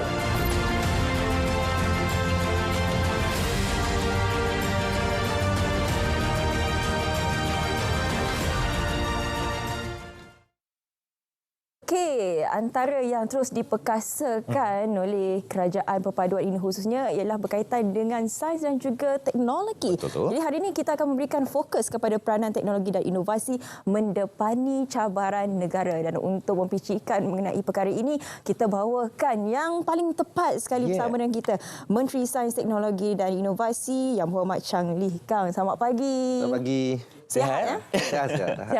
Nampak bertenaga hari ini. YB, ialah baru tak lama dalam 8 bulan, baru saja 8 bulan memegang portfolio ini. Masa mula-mula masuk tu YB, apa antara isu, mungkin isu yang tertunggak yang YB boleh lihat? Saya nampak beberapa isu lah, ada beberapa fokus area yang saya harap boleh fokus. Antaranya adalah bagaimana kita boleh memastikan sains teknologi ini dia lebih dekat kepada rakyat. Itu sebabnya kita ada satu slogan merakyatkan sains, menginsankan teknologi. So itu adalah antara fokus kita lah. Bagaimana nak pastikan sains teknologi inovasi ini dia lebih dekat kepada hati rakyat. Jika YB boleh kongsikan juga dalam tempoh yang sesingkat ini, apa di antara pencapaian Musti sendiri? Sebenarnya Musti telah mencapai banyak achievement orang kata. Cuma dari dulu sampai sekarang dia memang mesti memainkan peranan untuk membangunkan sains teknologi ini dan bagaimana untuk mengaplikasikan teknologi ini dalam hidup rakyat. So banyaklah boleh kata banyak. Sekarang kita dalam saya bagi contoh, sekarang kita dalam proses membangunkan vaksin manusia yang kita harap menjelang tahun 2030 kita boleh ada menghasilkan vaksin manusia lah. Itu antara yang usaha kita lah. Baik, mungkin boleh kongsikan juga peranan-peranan MOSTI dalam kita menyokong naratif ekonomi madani yang telah diluncurkan oleh Perdana Menteri sebelum ini. MOSTI memainkan peranan dari segi sebab daya cipta ini adalah salah satu teras utamalah yang di dalam Malaysia, konsep Malaysia Madani ini. So dalam daya cipta ini memang ada mesti memainkan peranan untuk arus perdanakan sains teknologi dan bagaimana aplikasikan teknologi ini dalam kehidupan harian. Itu pertama. Kedua, kita bagaimana gunakan sains teknologi ini untuk mengatasi masalah yang kita hadapi sekarang. Bukan saja Malaysia, malah global. Seperti contoh, bagaimana kita menggunakan sains teknologi untuk mengatasi masalah perubahan iklim. Dan juga bagaimana kita boleh menggunakan sains teknologi untuk menangani masalah food security. So itulah antara peranan yang boleh kita boleh mesti mainkan lah. Dan selain daripada itu, bagaimana sains kita boleh gunakan sains teknologi ini untuk raise the ceiling, iaitu membantu negara kita untuk dalam pertumbuhan ekonomi. Saya bagi contoh, salah satu usaha ataupun inisiatif MOSTI adalah kita telah menyiapkan satu pelan hala tuju untuk hydrogen economy roadmap. So dalam itu kita boleh mewujudkan satu masyarakat yang low carbon. Selain daripada itu, kita boleh mewujudkan lebih banyak peluang pekerjaan. Okey. Saya berminat dengan apa yang YB katakan sebentar tadi mengenai daya cipta. Ya, ia merupakan salah satu rukun dalam Madani. Tapi pastinya ia cabaran kepada pihak MOSTI sendiri apabila mendapati anak-anak muda tidak gemar sebenarnya untuk melanjutkan pelajaran dalam bidang STEM. Dan ini sebenarnya satu kebimbangan dan juga kerisauan kerana akhirnya kita tiada tenaga pakar dalam bidang ini. Bagaimana? Memang betul. Ini satu keadaan yang agak membimbangkan. Oleh sebab itu mesti mainkan peranan untuk mempromosikan sains di kalangan anak-anak kita, baik di peringkat sekolah rendah ataupun di peringkat sekolah menengah. Saya bagi contoh, mesti ada dua program flagship. Yang sebelum ni kita memang buat tiap tahun lah. Yang pertama adalah Minggu Sains Negara. Walaupun nama dia Minggu Sains Negara, tapi kita ada kami anjurkan program itu dari bulan April hingga bulan Oktober. Dia adalah satu inisiatif yang berlangsung selama 6 bulan. Dan dalam Minggu Sains Negara itu, kami akan pergi ke setiap negeri untuk adakan karnival sains dan pameran dan lain-lain. So itu adalah untuk mencungkil bakat dan juga mempamerkan apa sains dan teknologi pada hari ini supaya boleh menarik minat anak-anak muda kita untuk lebih berminat dalam sains teknologi. Yang keduanya adalah Tech Olympic. Nama pun macam teknologi Olimpik. Tech Olympic. Tech Olympic tu adalah satu pertandingan. Dalam tu adalah banyak robotik ke, coding ke, IoT, software ke. So itu untuk menarik minat anak-anak juga terhadap sains, dan dalam tu dia adalah banyak pertandingan robotik yang paling orang suka lah. Dia boleh ada perlawanan antara dua robot dan lain-lain. So itu adalah salah satu flagship juga untuk program MOSTI. Selain daripada itu, baru-baru ini kami ada satu cubaan baru, iaitu satu Innovaton. Kita namakan Innovaton. Program itu adalah satu TV reality show lah, yang mempamerkan inovasi rakyat. Okey. So itu adalah menarik. Yang itu menarik. Cubaan baru. Supaya kita boleh harus berdanakan inovasi juga. Okey, mungkin kita boleh bercakap mengenai program Innovaton itu sebenarnya. Kita tertarik sebenarnya untuk kita lihat kepada bakat-bakat baru dalam daya cipta ini. Mungkin lebih boleh kongsikan juga bagaimana setakat ini penyertaannya dan bagaimana inovasi yang telah dikembangkan melalui program inovator itu sendiri? Ini adalah cubaan seperti yang disebut tadi. Ini adalah satu cubaan baru. Tahun ini baru kami laksanakan. Dan dalam program ini sebelum ini memang saya rasa mungkin program inovasi ini mungkin tak ramai kan. Kami adakan macam audition di beberapa negeri lah mengikut zon. So sebelum ni saya ingat boleh dapat sebab ada 8 episod. Setiap episod kita perlu dalam 7 orang inovator. So kurang-kurangnya kita perlukan 56 lah. 8 inovator dalam 7 episod tu, lepas tu final. So saya ingat mungkin dapat 200-300 sudah cukup ramai. Tapi yang sangat mengejutkan saya adalah respons sangat memberangsangkan. So, dalam audition saja termasuk yang register, termasuk yang walk in, lebih daripada 1,000 orang. So saya rasa memang di sana ada traction dia, ada tarikan dia. So kami buat lepas tu selain daripada konten inovasi itu, kami juga sangat kita nak sangatlah untuk create satu platform, kita ciptakan satu platform supaya inovator ini dia dapat satu platform untuk mereka tunjukkan, orang kata pitching kepada semua orang, ramai orang. So sebelum ni memang platform mereka kecil lah. Mereka sama ada akan dia bentangkan di depan VC ke atau di depan mana-mana agensi kerajaan. Tapi dengan adanya platform ni, dia boleh bentangkan di depan ramai orang. Ya, betul. Okey, Yang Berhormat, kita menyentuh sedikit mengenai ekonomi madani. Kita tahu hasrat ekonomi madani ini kalau boleh dilaksanakan sebelum 10 tahun. Tapi sinonimnya dengan MOSI ini, selalunya perancangan MOSI ini jangka masa yang panjang sebab ianya berkaitan dengan teknologi. Bukan boleh berlaku dalam sekelip mata. Jadi bagaimana sebenarnya mesti menyahut seruan ekonomi madani ini? Memang selalunya dalam MOSTI Pelan Hala Tuju kami selalulah 10 tahun 20 tahun. Itu adalah orang kata nature of this ministry kan. Cuma di dalam pelan-pelan ini ada juga benda yang kita boleh laksanakan dengan dalam jangka masa pendek lah. Saya bagi contoh bagaimana kita gunakan teknologi untuk membantu rakyat. Teknologi sedia ada, kita tak payah membangunkan tak perlu membangun ke teknologi yang orang kata cutting edge, sangat high tech. Tetapi teknologi yang sedia ada. Memang ada. Sebenarnya di bawah MOSTI kami ada banyak agensi yang salah satu adalah Yayasan Inovasi Malaysia YIM. So di bawah YIM ini kita ada banyak program inovasi sosial di mana kami membantu inovator-inovator di peringkat akar umbi. Mungkin inovasi mereka bukan very high tech, tapi dia boleh guna. Dia memang boleh guna dalam kehidupan seharian. Selain itu kami juga ada saya bagi contoh seperti angkasa. Kami ada MAISA.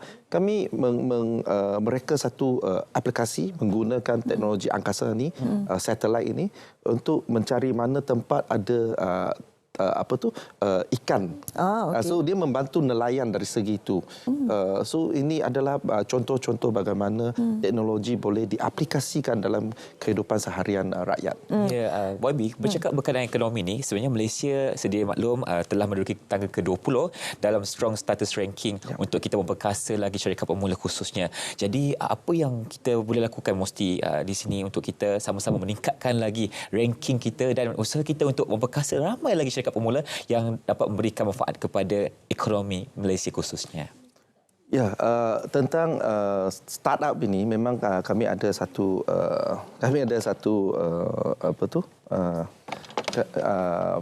Pelan Hala Tuju. Pelan Hala Tuju, nama dia Pelan Hala Tuju ekosistem startup lah. Itu kita ada short form super.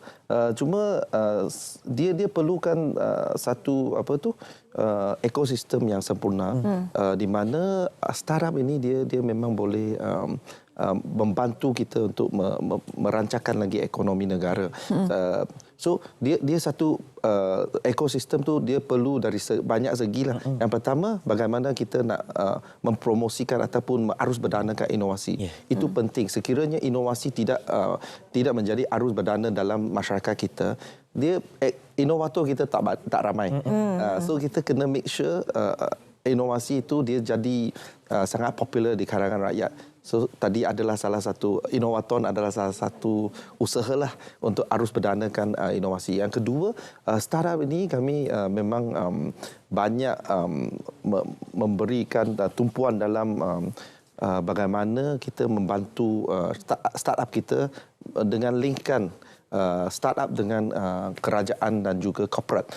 Saya seperti contohnya kita ada pertandingan My Hackathon. My Hackathon adalah agensi-agensi kerajaan bagi tahu apa masalah kita, apa yang masalah yang kita nak selesaikan. So kita linkkan inovator supaya inovator dia ada peluang untuk mencari cara penyelesaian untuk membantu agensi kerajaan untuk selesaikan masalah. Kami juga ada corporate hackathon di mana problem statement itu, masalah itu dari corporate dan inovator kita boleh membantu untuk selesaikan masalah. So itu dari segi bagaimana kita link up inovator dengan agensi kerajaan. Dan lastnya adalah kita bagaimana kerajaan membantu startup company ini, iaitu memang saya boleh katalah ada ramai bakat di kalangan rakyat Malaysia dan teknologi yang mereka bangunkan itu memang bagus.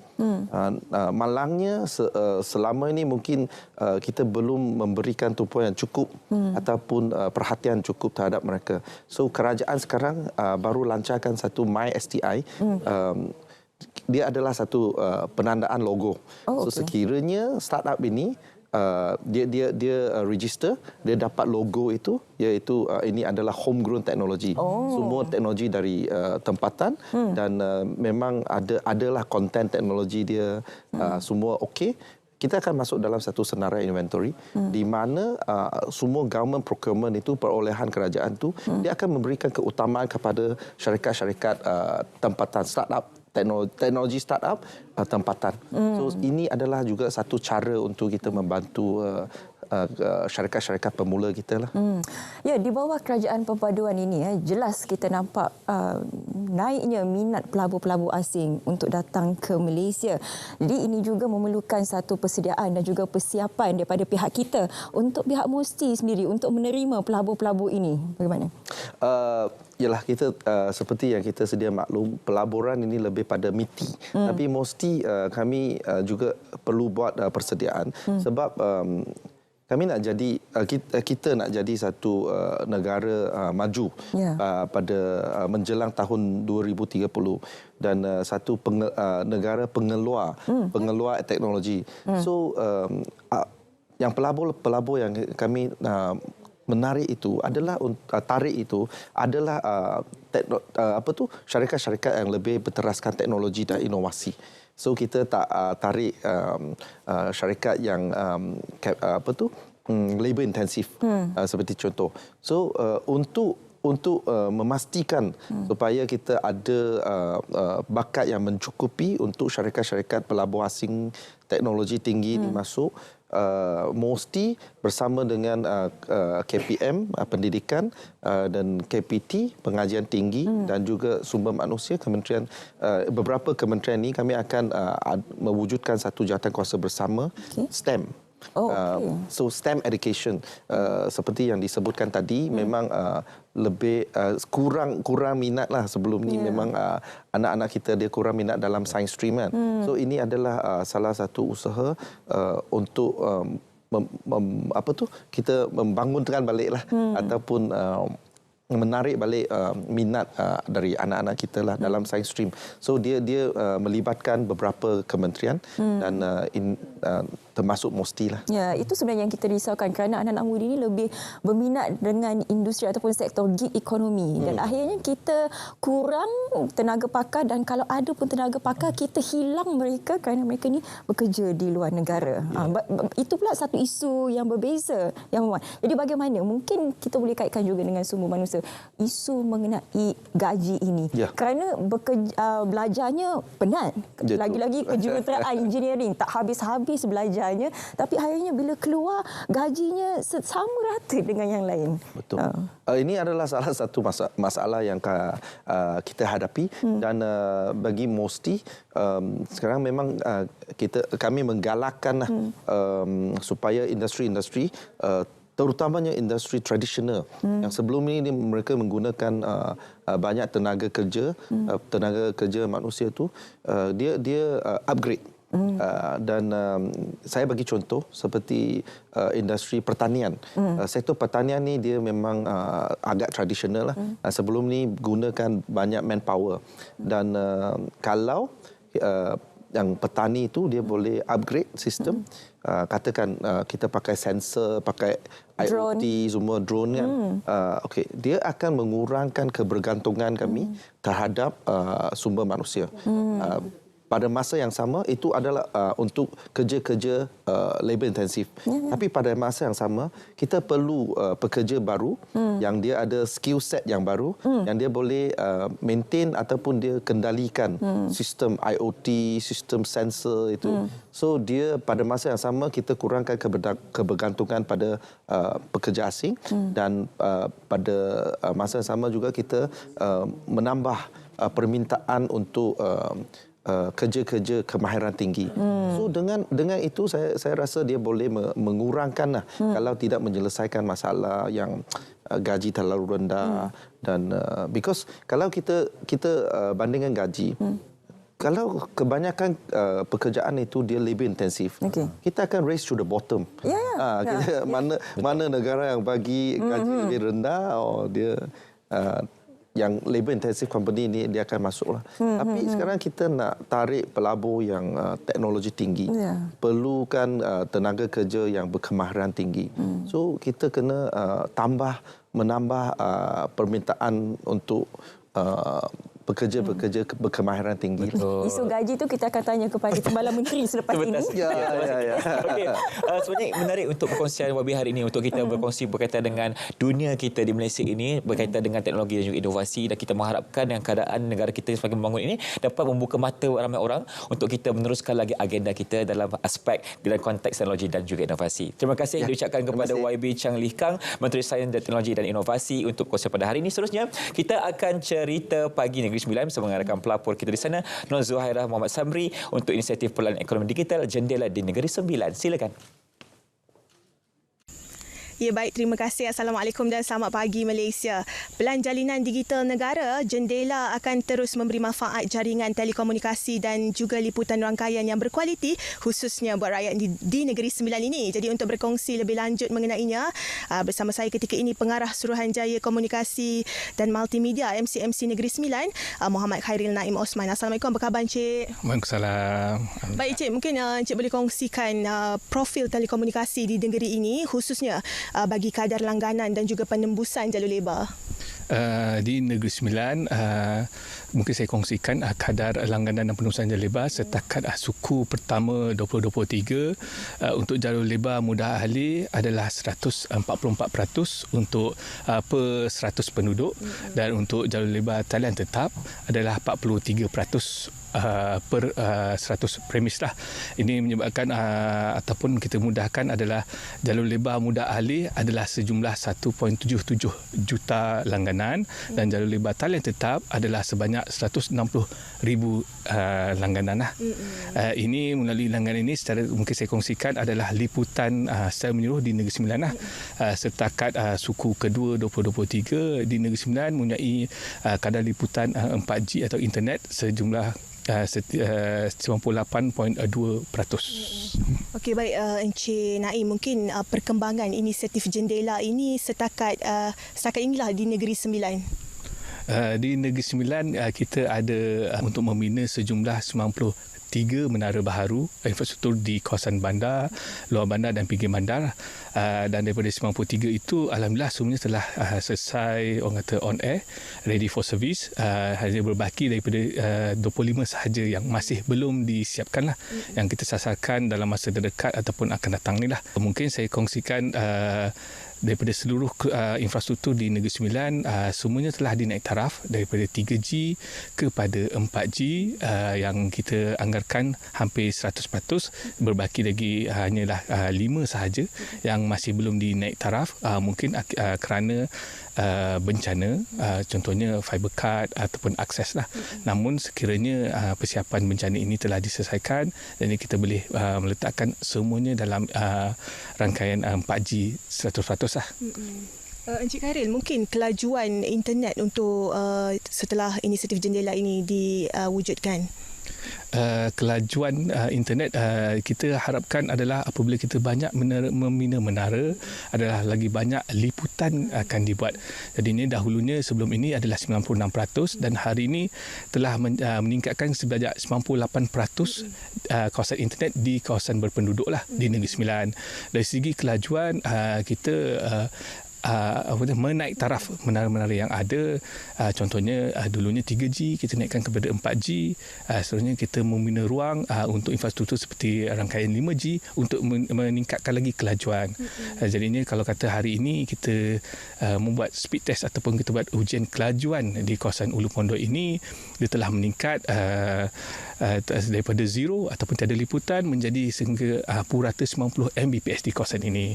Itu satu saya rasakan penduduk di sini pun memerlukan ataupun boleh menikmati teknologi ini. Okey, baik. Terima kasih Encik Naim di atas perkongsiannya. Jadi saya kira sekian sahaja perkongsian cerita pagi dari Negeri Sembilan. Kita kembali ke Angkasa Puri Kota Media. Terima kasih. Terima kasih rakan pelapor Zahra untuk cerita pagi Nagori Sembilan. Tukar. Sebab kita pergi sepagi sana nanti. Rasa-rasa. Okey, seterusnya kita akan bersama rakan pelapor untuk kajian lapor cuaca bersama mereka di Map Malaysia. Jadi jom kita bersama dengan rakan pelapor di sana. Silakan. Terus.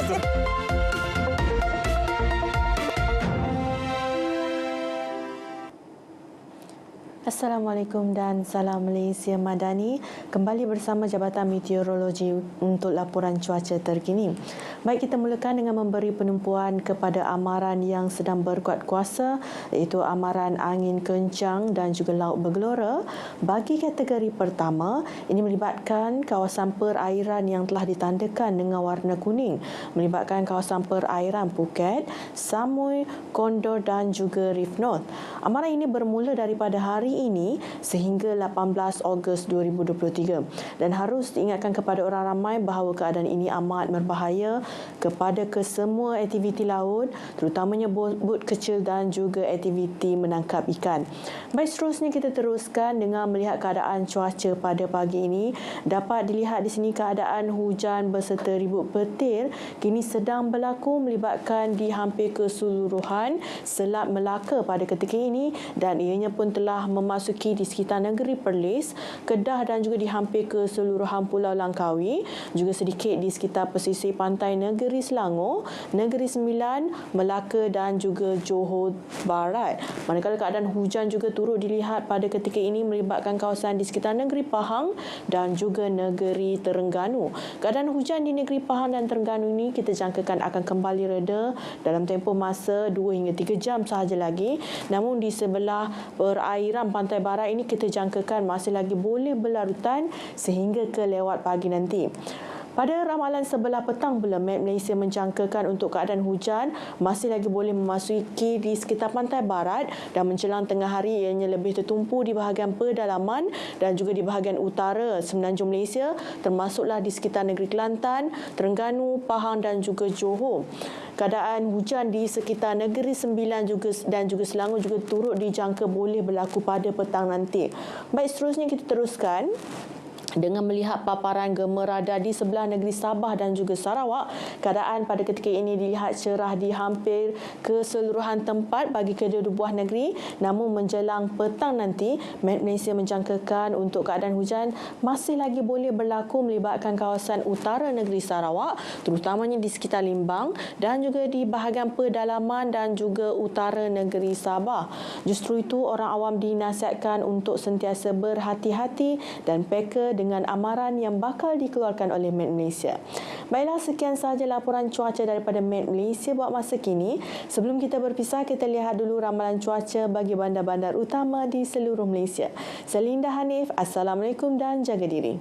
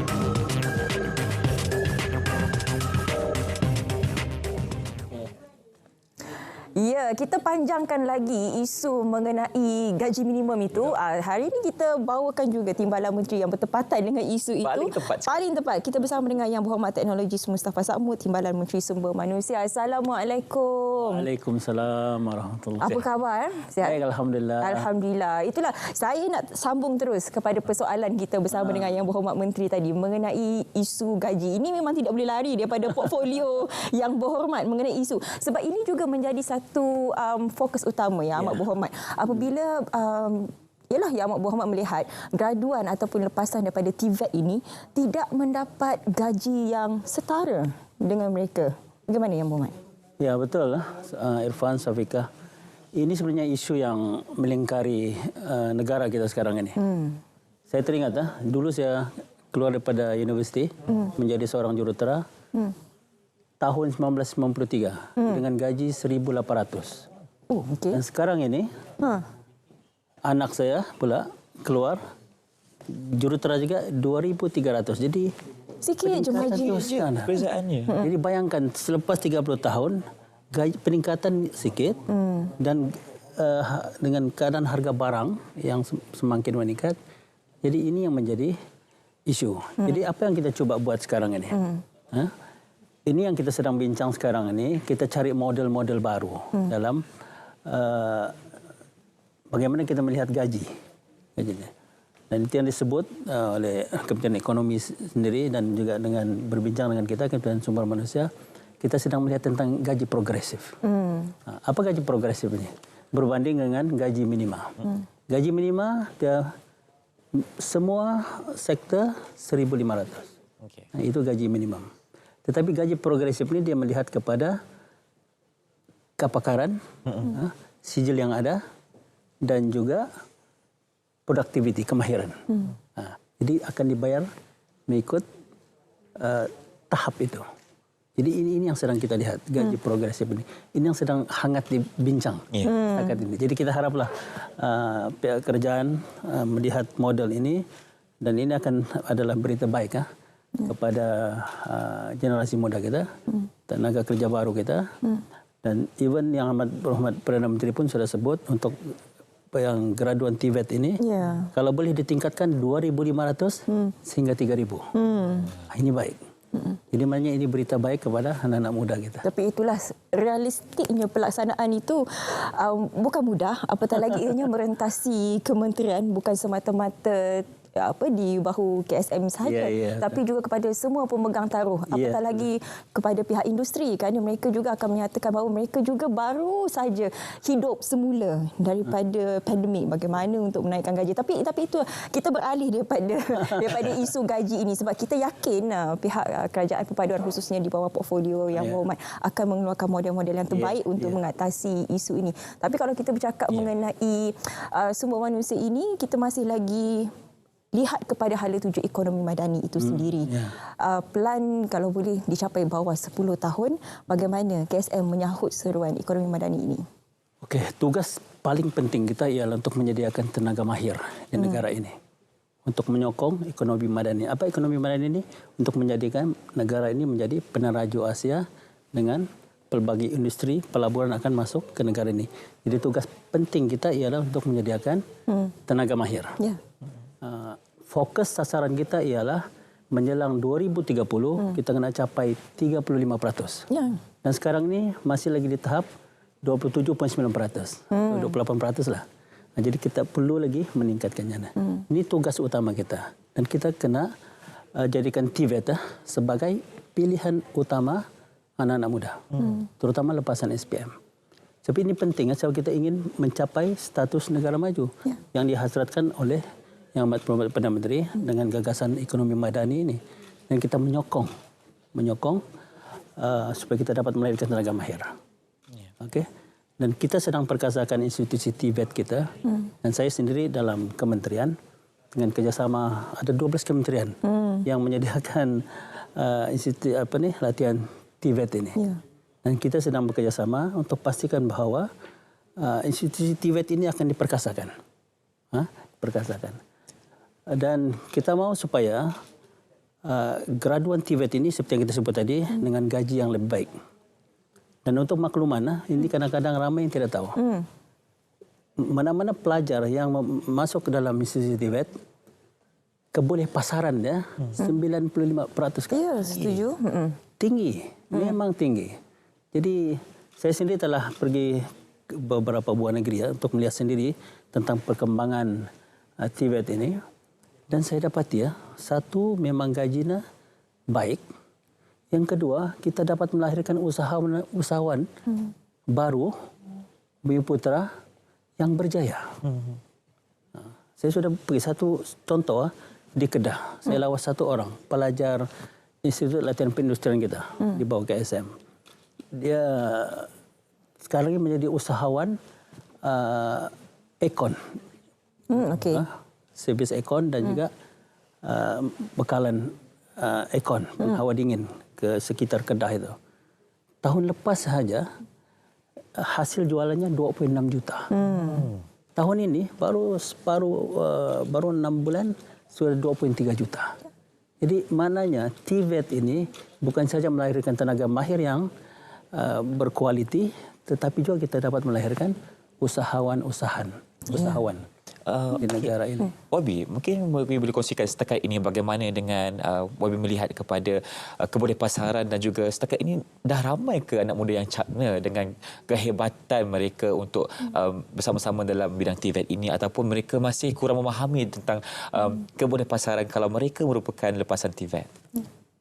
Saya fikir yang masalah yang berlaku sekarang ini, masyarakat melihat TVET ini second class. Tetapi yang masuk dalam institusi TVET ini sebenarnya apabila keluar daripada institusi TVET, keboleh pasaran dia 95% ke atas. Ini merentasi semua kementerian. Jadi ini yang kadang-kadang ibu bapa pun tidak memahami perkara ini. Jadi kita galakkanlah mana-mana yang lepasan SPM yang berada di luar sana masuk dalam institusi TVET. Institusi TVET yang kita sediakan semuanya percuma. Mungkin adalah bayaran sedikit untuk iuran pendaftaran. Tetapi selepas itu semuanya percuma, ditanggung oleh pihak kerajaan. Dan hasilnya amat baik. Kalau mengikuti SLDN khas pula akan mendapat allowance, tak perlu bayar. Dapat allowance tahu. Setiap bulan dapat allowance. Itu SLDN khas lah. Okey, bila kita bercakap mengenai TVET, tadi saya dah pun mengatakan ianya bukan terletak di bahu KSM semata-mata, tapi juga tertakluk kepada pemain industri. Kerana kalau mereka tidak memberikan ruang dan peluang kepada pelajar ataupun lepasan TVET ini juga tidak ke mana. Jadi bagaimana kerjasama dan juga galakan kepada mereka ini? Ini adalah antara yang disebut oleh Yang Amat Perdana Menteri dalam Belanjawan 2023 meminta supaya kementerian-kementerian yang mengurus TVET ini dapat memeterai 50 kerjasama, memorandum kerjasama dengan industri. Dan ini arahan daripada Yang Amat Perdana Menteri. Dan setakat ini kita telah menandatangani 44 daripada 50. Okey. Tinggal 6 lagi yang berbagi. Laju. Tapi saya fikir kita akan dapat melepasi target yang ditetapkan.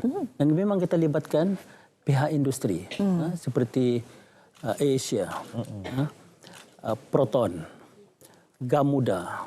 Yang terkini kita pergi dengan Johor Port. Ini sebenarnya kita mau pastikan bahawa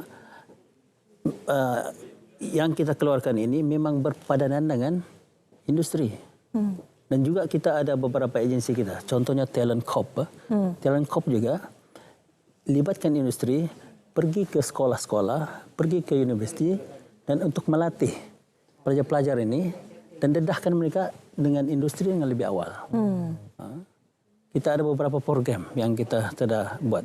Seperti YES, Young Employable Student. Kita pergi ke universiti, latih mereka, bagaimana mereka melihat kerjaya masa depan mereka. Lagi dalam kita menyokong hasrat ekonomi madani ini, pasti KSM juga telah menghadapi dengan cabaran-cabaran yang tertentu. Jadi mungkin boleh kongsikan antara cabarannya dan bagaimana KSM telah berjaya menyelesaikan masalah tersebut. Antara masalah yang agak kritikal lah yang saya lihat saya sebagai Timbalan Menteri di kementerian ini, satu ialah cuba untuk mengubah persepsi masyarakat tentang TVET ini. Itu yang pertama. Yang kedua, bagaimana sebenarnya kita meningkatkan gaji yang sekarang ini yang sudah terlalu statik begitu lama. Lama masalah. Terlalu lama daripada. Ya. 30 tahun lebih. Saya sendiri mengalaminya.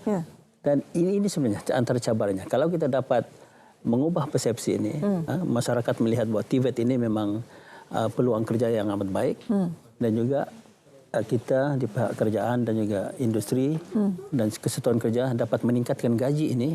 Ini adalah dapat menyokong ekonomi madani yang sedang cuba digagaskan oleh Yang Amat Berhormat Perdana Menteri. Yang Berhormat ialah baru 8 bulan lebih memegang portfolio ini. Dalam tempoh sesingkat ini mungkin boleh kongsikan juga bersama dengan seluruh rakyat Malaysia apa di antara program ataupun pencapaian dan juga kejayaan sepanjang tempoh singkat ini di bawah KSM. Yang kita sedang buat sekarang ini antaranya yang low hanging fruit lah. Di bawah Perkeso kita banyak lancarkan skim-skim untuk membantu terutama golongan rentan. Golongan rentan ini. OKU, bekas panduan, orang-orang asli. Yang ini sebenarnya kita gunakan dana untuk memastikan mereka itu dapat diberi kerja yang baik. Dan kita beri insentif kepada majikan-majikan selama 3 bulan.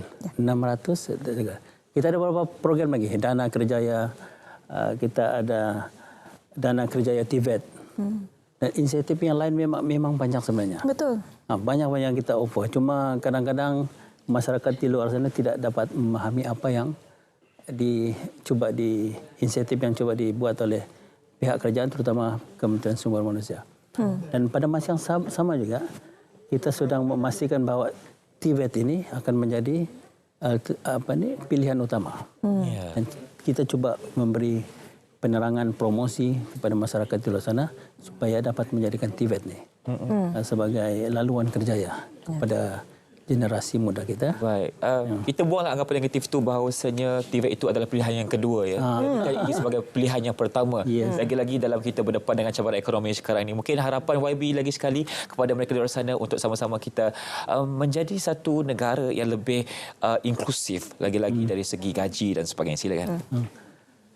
Saya berharaplah kepada anak-anak muda terutamanya, satu saya harap jadikanlah TVET sebagai alternatif utama.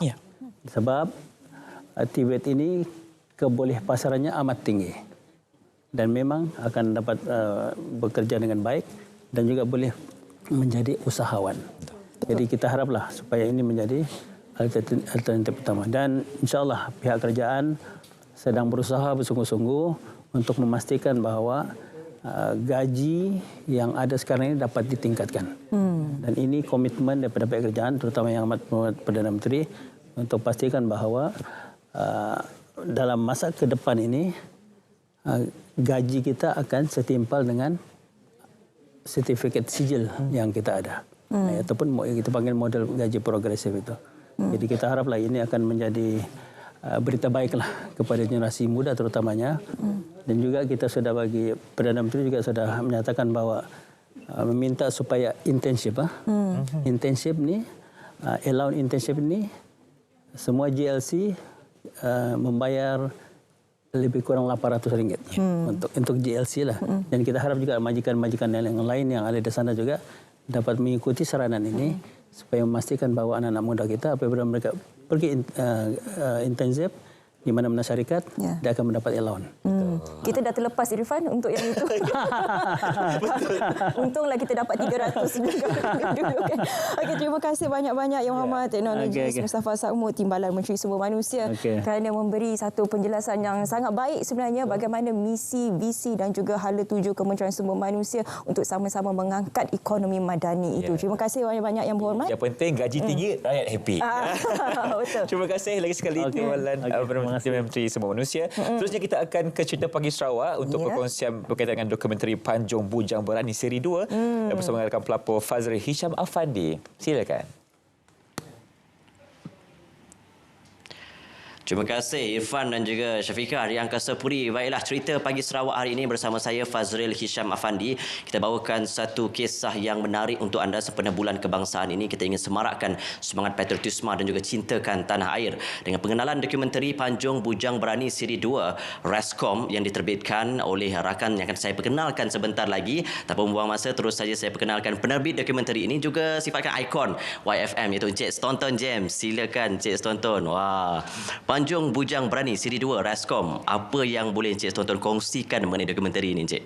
Panjung Bujang Berani atau dalam bahasa Melayu Laungan Perwira, kali ini bukan edisi yang kedua diterbitkan selepas penerbitan yang pertama iaitu siri 1, yang mana dalam siri yang kedua ni agak berbeza sikit dengan siri yang lepas, di mana siri lepas kita lebih fokus kepada veteran perang, terutamanya pada zaman darurat melawan komunis, dan untuk kali ini kita lebih menceritakan mengenai masyarakat yang menjadi mangsa, terutamanya mereka yang dipindahkan ke skim pendapatan semula atau Rajang Area Security Command atau lebih dikenali sebagai Rascom, bermula daripada peristiwa pembunuhan Datuk Penghulu Imban Anak Medang ke peristiwa perpindahan ke Nanganggungun, dan juga merungkap sedikit mengenai skim pendapatan semula, terutamanya di skim sekarang yang merupakan skim pendapatan semula ketika zaman Konfederasi Malaysia Indonesia. Dahulu siri 1 bercerita mengenai veteran perang dan kali ini fokus mengenai Rascom. Pandangan Encik Staunton sendiri sebagai penerbit, apa sebenarnya mesej yang cuba disampaikan dalam dokumentari ini? Apa yang cuba kita sampaikan di sini adalah mengenai kehidupan dan kesusahan rakyat, terutama yang menjadi mangsa ketika keganasan komunis, dan bagaimana pengorbanan mereka yang mana mereka harus meninggalkan kampung halaman dan juga yang merupakan yang merupakan tempat untuk mereka bergantung hidup ketika itu, dan apabila dipindahkan ke skim pendapatan semula adalah menjadi satu masalah pada mereka, terutama diam di kawasan yang baru, dan juga terutama masalah kini apabila mereka terpaksa dipadatkan dan muncul generasi kedua ketiga dan mereka kekurangan tempat untuk membuat penempatan. Kepadatan penduduk itu isu yang ada sekarang ni. Jadi di manakah ataupun bilakah tarikh siaran dokumentari ini nanti? Siaran untuk Panjung Bujang Berani Siri 2 Rascom ni akan disiarkan sempena Hari Malaysia itu pada 16 September yang akan datang. Disiarkan dalam dua platform, iaitu pertama tentunya di Radio YFM dan juga di Facebook Official YFM. Okey, pesanan akhir sekali kepada mereka yang ingin menonton ini dokumentari ini. Jangan lupa saksikan Rascom Seri 2 Panjung Bujang Berani yang akan disiarkan pada Hari Malaysia yang akan datang. Tentunya sokongan anda amat kami perlukan. Jadi jangan lupa saksikan 16 September ini Panjung Bujang Berani Seri 2 Rascom untuk anda ketahui sendiri susu galur ataupun soroti kisah pejuang-pejuang terdahulu sempena Hari Kemerdekaan dan juga Hari Kebangsaan. Itu saja yang kami bawakan untuk cerita Pagi Sarawak hari ini. Saya Fazril Hisham Afandi, terus bersama rakan-rakan di Angkasa Puri dalam Selamat Pagi Malaysia. Okey, terima kasih rakan pelapor Fazril Hisham Afandi untuk cerita Pagi Sarawak. Seterusnya kita akan saksikan terlebih dahulu satu promo berkaitan dengan Tower Fashion Eleganza. Jom kita saksikan.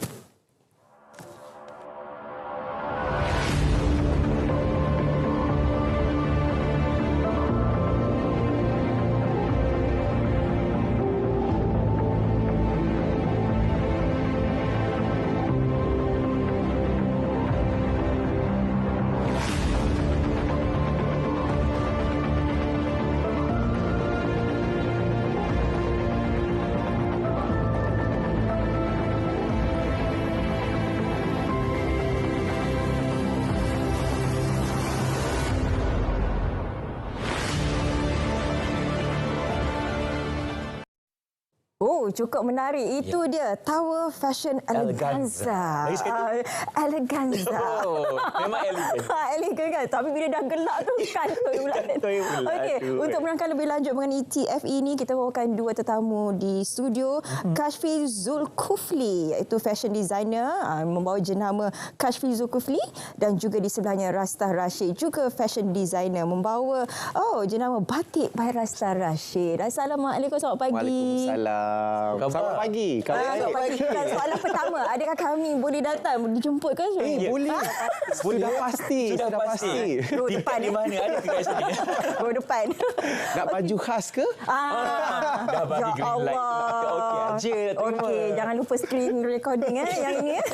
Okey, mungkin boleh ceritakan sedikit latar belakang mengenai TFE ni, Kashfi. Okey, TFE ni sebenarnya buat pertama kali Puan Rasta yang kita rasa dia mengumpulkan 15 best breaker, best fashion designer yang yang kita akan showcasekan kita punya artwork. Satu-satunya kita kata ketinggian yang paling tinggi. Dan saya sebagai breaker selama 11 tahun involved dalam industri, saya tak pernah buat fashion show setinggi itu. Ya, tinggi di langit biru. Ya, perasaan yang orang kata terlalu teruja, excited. Kita rasa macam, oh my God, boleh ke kita buat ni? Tapi Kashfi selayaknya dah. Allah. Selayaknya, betul. Kita tengok hasil-hasil dia cukup layak. Saya rasa keterujaan lah apabila terpilih dan bersama-sama 14 breaker lain dan masuk saya 15. Saya rasa ini satu peluang dan ruang untuk kita tunjukkan Malaysia mempunyai designer di Malaysia mempunyai bakat-bakat yang besar. Dan itulah yang kita nak tunjukkan di TFE. Mungkin Puan Rasta Rashid boleh kongsikan juga bagaimana bila dipilih dan juga dapat menjadi salah seorang breaker fashion yang akan membawakan nama di Menara Kuala Lumpur nanti. Sudah pastinya perasaan sangat terharu satu, bangga definitely sebab kita dapat bersama-sama dengan breaker-breaker yang lain akan memperagakan koleksi kita di TFE nanti.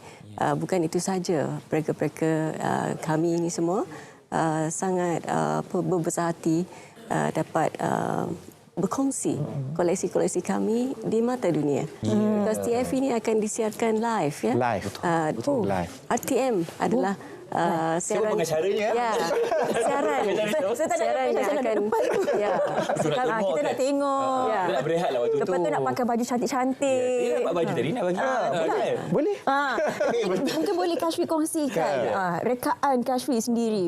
Mana dapat inspirasinya? Saya sebenarnya mencari wahyu dia agak lama sebenarnya. Apabila saya sebelum ni saya buat design, saya tak pernah orang kata segundah ini. Segundah ini, dan kali ini saya rasa apa yang saya akan showcasekan adalah The Lost Maharani. Wow.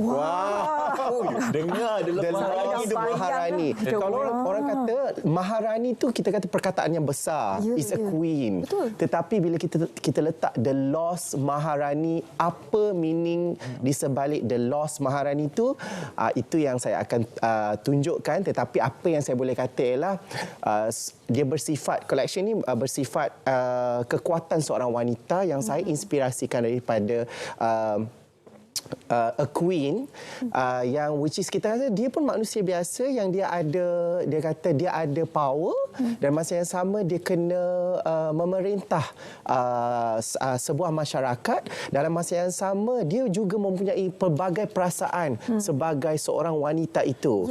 Ada kalanya dia rasa dia akan lost, ada kalanya dia akan rasa dia perlu berdiri dan memperjuangkan hak itu, dan ada masanya dia perlu menyuntikkan orang kata perasaan kasih sayang itu.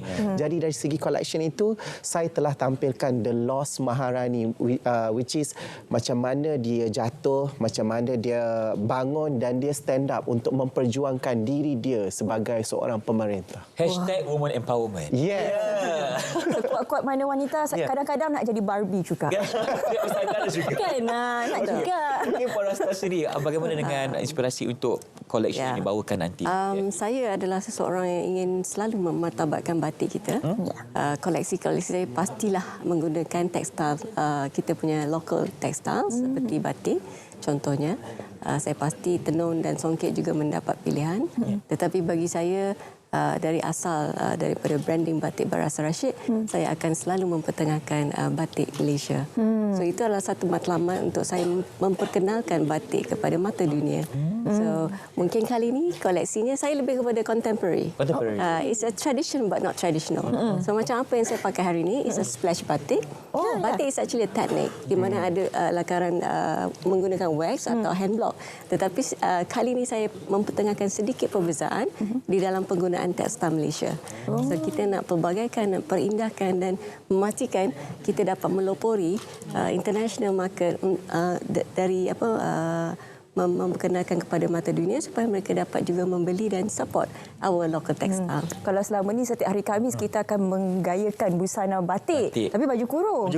Lepas ni bolehlah kita pakai suit. Lepas ni boleh tengok Puan Rasta, boleh belajar daripada Puan Rasta sebab gaya penggayaan batik itu berbeza. Bukannya yang macam kita tengok di Khamis tu. Dia ada banyak dimensi sebenarnya. Itu kepakaran dia. Okey, untuk TFE ini apa pengisiannya, Kashfi? Okey, pengisian ni sebenarnya apa yang saya lihatlah sebagai point of view designer, bila 15 digabungkan, kita ada batik, kita ada contemporary designer, semua orang cuba mempamerkan sesuatu orang kata yang luar biasa daripada minda kita sendiri. Siapa designer yang terlibat? Kita ada saya, Kashfi Zulkifli, kita ada Rasta Rashid, kita ada Rizman Ruzaini, kita ada Bon Zainal. Kita ada Leslie. Yes, we have Fiziu. Kita ada Fiziu. Yes. Calvin Tu. Yes. Okay, Calvin Ong. Calvin Ong, yes. Kalima. Leslie. Evita. Yes. Jadi sebenarnya dia variety designer dan saya nampak setiap designer ni dia ada kepakaran mereka dan dia punya uniqueness dia. Their own strength. Kekuatan masing-masing. Jadi kami rasa sebab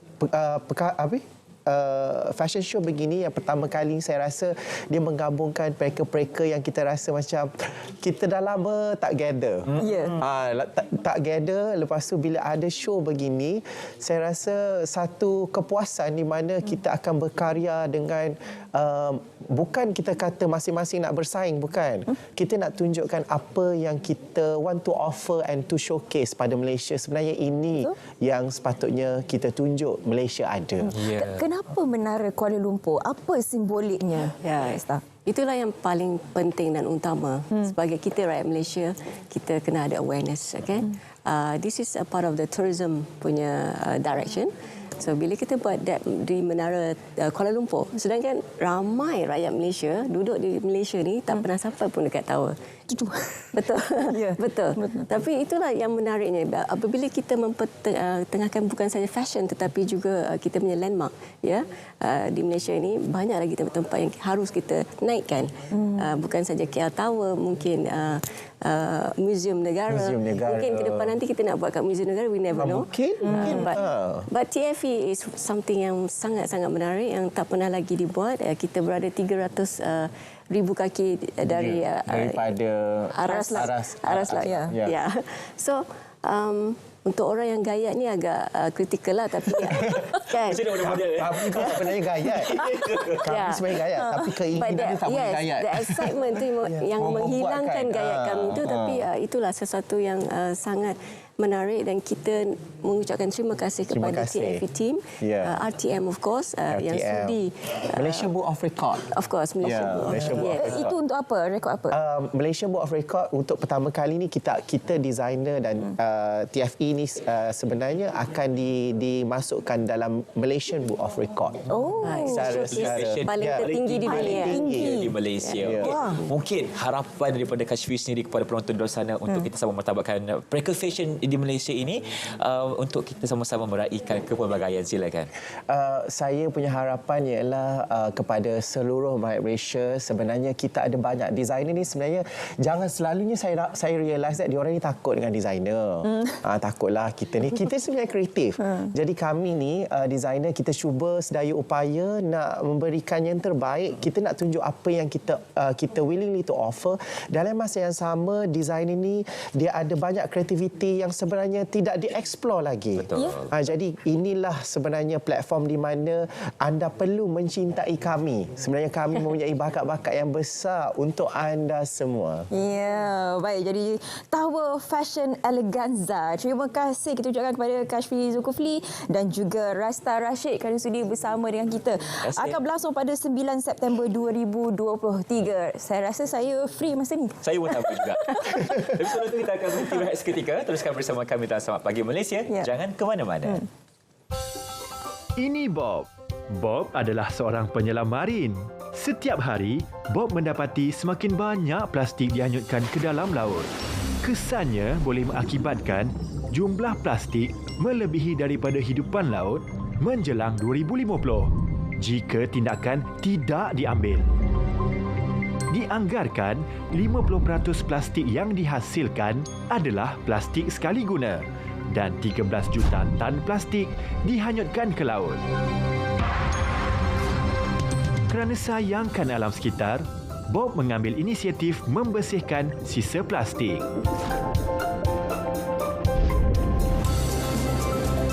Kita semua boleh memainkan peranan dalam menjaga alam sekitar. Hindari plastik sekali guna. Untuk maklumat lanjut, sila layari laman sesawang berikut.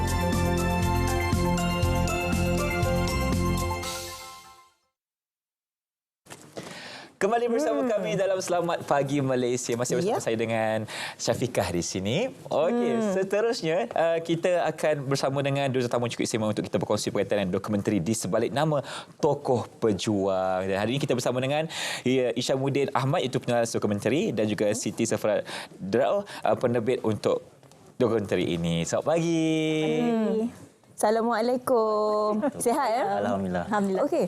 Mula sekali saya nak tanya, bagaimana sebenarnya boleh tercetusnya idea untuk dokumentari ini? Okay, dokumentari, sebelum tu saya perkenalkan. Saya Isyamuddin daripada unit majalah dokumentari. So, untuk dokumentari Sebalik Nama ni sebenarnya kita dah pernah terbitkan. Tetapinya pengkhususannya lebih terbuka. Cuma tahun ini kita buat satu dokumentari berdurasi 30 minit. Sebelum ni 15 minit. Jadi kita fokus pada orang kata perjuangan dalam menentukan melawan penjajah. Jadi kita ada 13 episod bersama 9 orang pengarah. Maksudnya ada potensi-potensi director yang kita rasa kita perlu highlight. Jadinya kita terbuka dari segi formnya. So pengarahannya akan sedikit berbeza lah. So saya rasa menariknya pada Maksudnya nanti setiap satu episod tu lain-lain konsep, lain-lain tajuk, dan lain-lain sentuhan. Lain-lain sentuhan. Tapi dari segi formnya masih samalah, treatment yang sama. Dan untuk 13 episod ini, siapakah antara tokoh yang diberikan keutamaan? Antara tokoh yang kita beri keutamaan adalah Datuk Bahaman sebagai untuk episod 1. Dan seterusnya Tok Janggut, kita ada Pawang Nong, kita ada era sebelum merdeka juga, pasca merdeka. Jadinya kita rasa tokoh-tokoh yang dipilih adalah tokoh-tokoh yang kita rasa memberi satu kesan pada aspek penontonan. Baik. Mungkin kepada penerbit sendiri, Puan Siti Zafura boleh kongsikan antara objektif utama kita untuk kita menerbitkan dokumentari seperti ini. Sudah tentulah ia berkenaan dengan sejarah, kan? Objektifnya supaya banyak lagi sebenarnya kita nak hasilkan program-program berbentuk sejarah ni. Itulah juga peranan kita sebagai unit majalah dan dokumentari ni. Selain itu kita nak juga ia dijadikan sebagai alternatif untuk bidang pendidikan. Kan, selain daripada kita boleh tonton, pelajar juga mungkin boleh buat research balik ke apa ke melalui apa yang kita cuba tampilkan ni. Saya rasa antara salah satu cabaran yang dihadapi oleh pihak produksi pastinya research itu tadi. Selain daripada research, sebab research ni kita risau sama ada dia tepat ataupun mitos semata-mata. Jadi bagaimana pihak produksi menilai perkara ini? Sudah tentu kita akan mencari orang-orang yang pakar tentang ni, sebab kami sendiri pun berbulan-bulan buat research sendiri kan. Sebagai penerbit ni kita pula yang nak kena macam dah nak buat tesis ni kita ni kan. Berbulan-bulan kita kena faham dulu. Penerbit dan pengarah ni kena faham dulu apa yang kita nak tampilkan dalam kita punya dokumentari. Jadi siapa di antara mereka di sebalik yang mencari ilmu dan juga fakta ini? Kita cari pakar-pakar dalam Pustakaan Negara. Pustakaan Negara. Arkib. Kita juga ada sudah tentunya pakar-pakar dalam bidang sejarah. pelbagailah kita mencari kepelbagaian lah. Ini kepada Encik Syamudin sendiri, antara cabaran yang dihadapi lah. Pasti banyak cabaran. Antara yang pertama tadi kita tentang researchnya kan. Apa lagi antara cabaran semasa kita cuba menyiapkan satu dokumentari yang 13 episod ini? Cabaran yang paling ketara saya rasakan adalah dari segi material lah. Maksudnya tokoh-tokoh yang kita angkat ini adalah tokoh-tokoh yang tiada audio visual. Maksudnya kita tiada material dari sudut itu.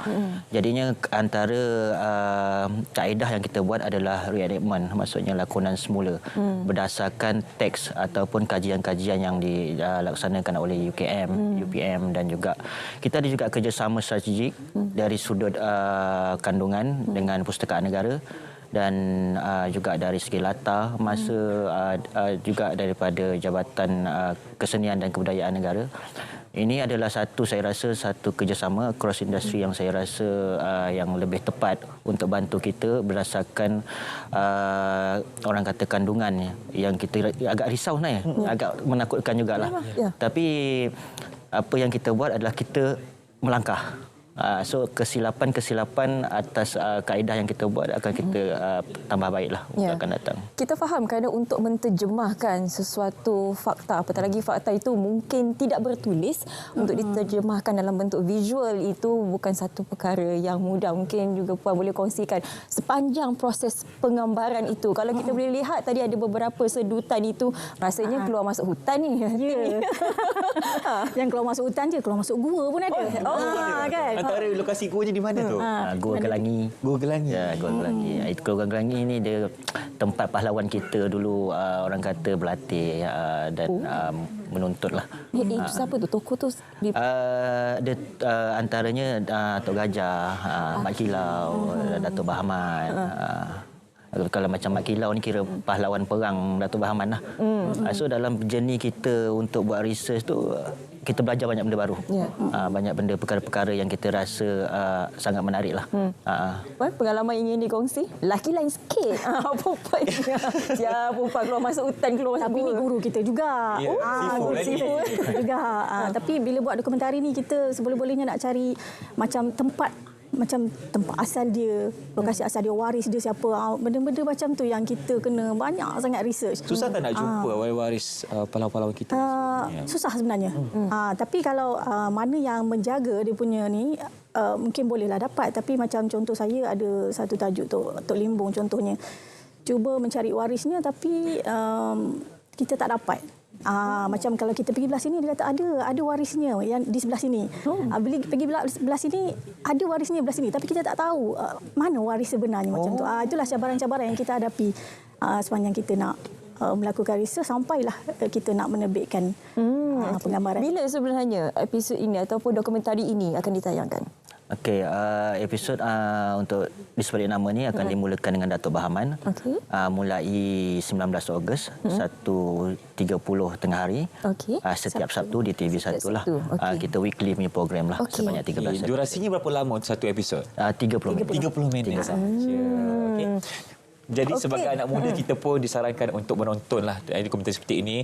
Baik sebenarnya untuk kita memahami konteks sejarah negara kita sendiri. Okey, terima kasih banyak-banyak kerana sudi berkongsi berkaitan dengan dokumentari ini Di Sebalik Nama. Sangat baik sebenarnya selaras dengan bulan 8 ini, bulan kebangsaan, dan tidak lama lagi Hari Malaysia juga untuk kita mengenal siapakah sebenarnya tokoh-tokoh di sebalik kita dapat membebaskan Malaysia daripada cengkaman penjajah. Jangan lupa untuk kibarkan jalur gemilang. Ramai-ramai kita semarakkan semangat terus semangat. Ada dah dah kibar dah. Okey, terima kasih kepada semua yang menyaksikan kami hari ini bersama saya Irfan Syamil Nasution dan juga saya Syafiqah Ishak. Kepada mereka yang berada di negeri Selangor dan juga negeri Sembilan yang sedang bercuti, selamat menikmati cuti anda. Jangan lupa esok kerja. Okey, kita akan bersua kembali esok pastinya di saluran berita ATM TV 123 dan juga TV1. Jangan lupa untuk mengikuti kami di semua platform media sosial SPM. Jadi kami undur diri terlebih dahulu. Kita jumpa lagi. Assalamualaikum dan salam sejahtera. Bye-bye. Karena Tuhan sayang.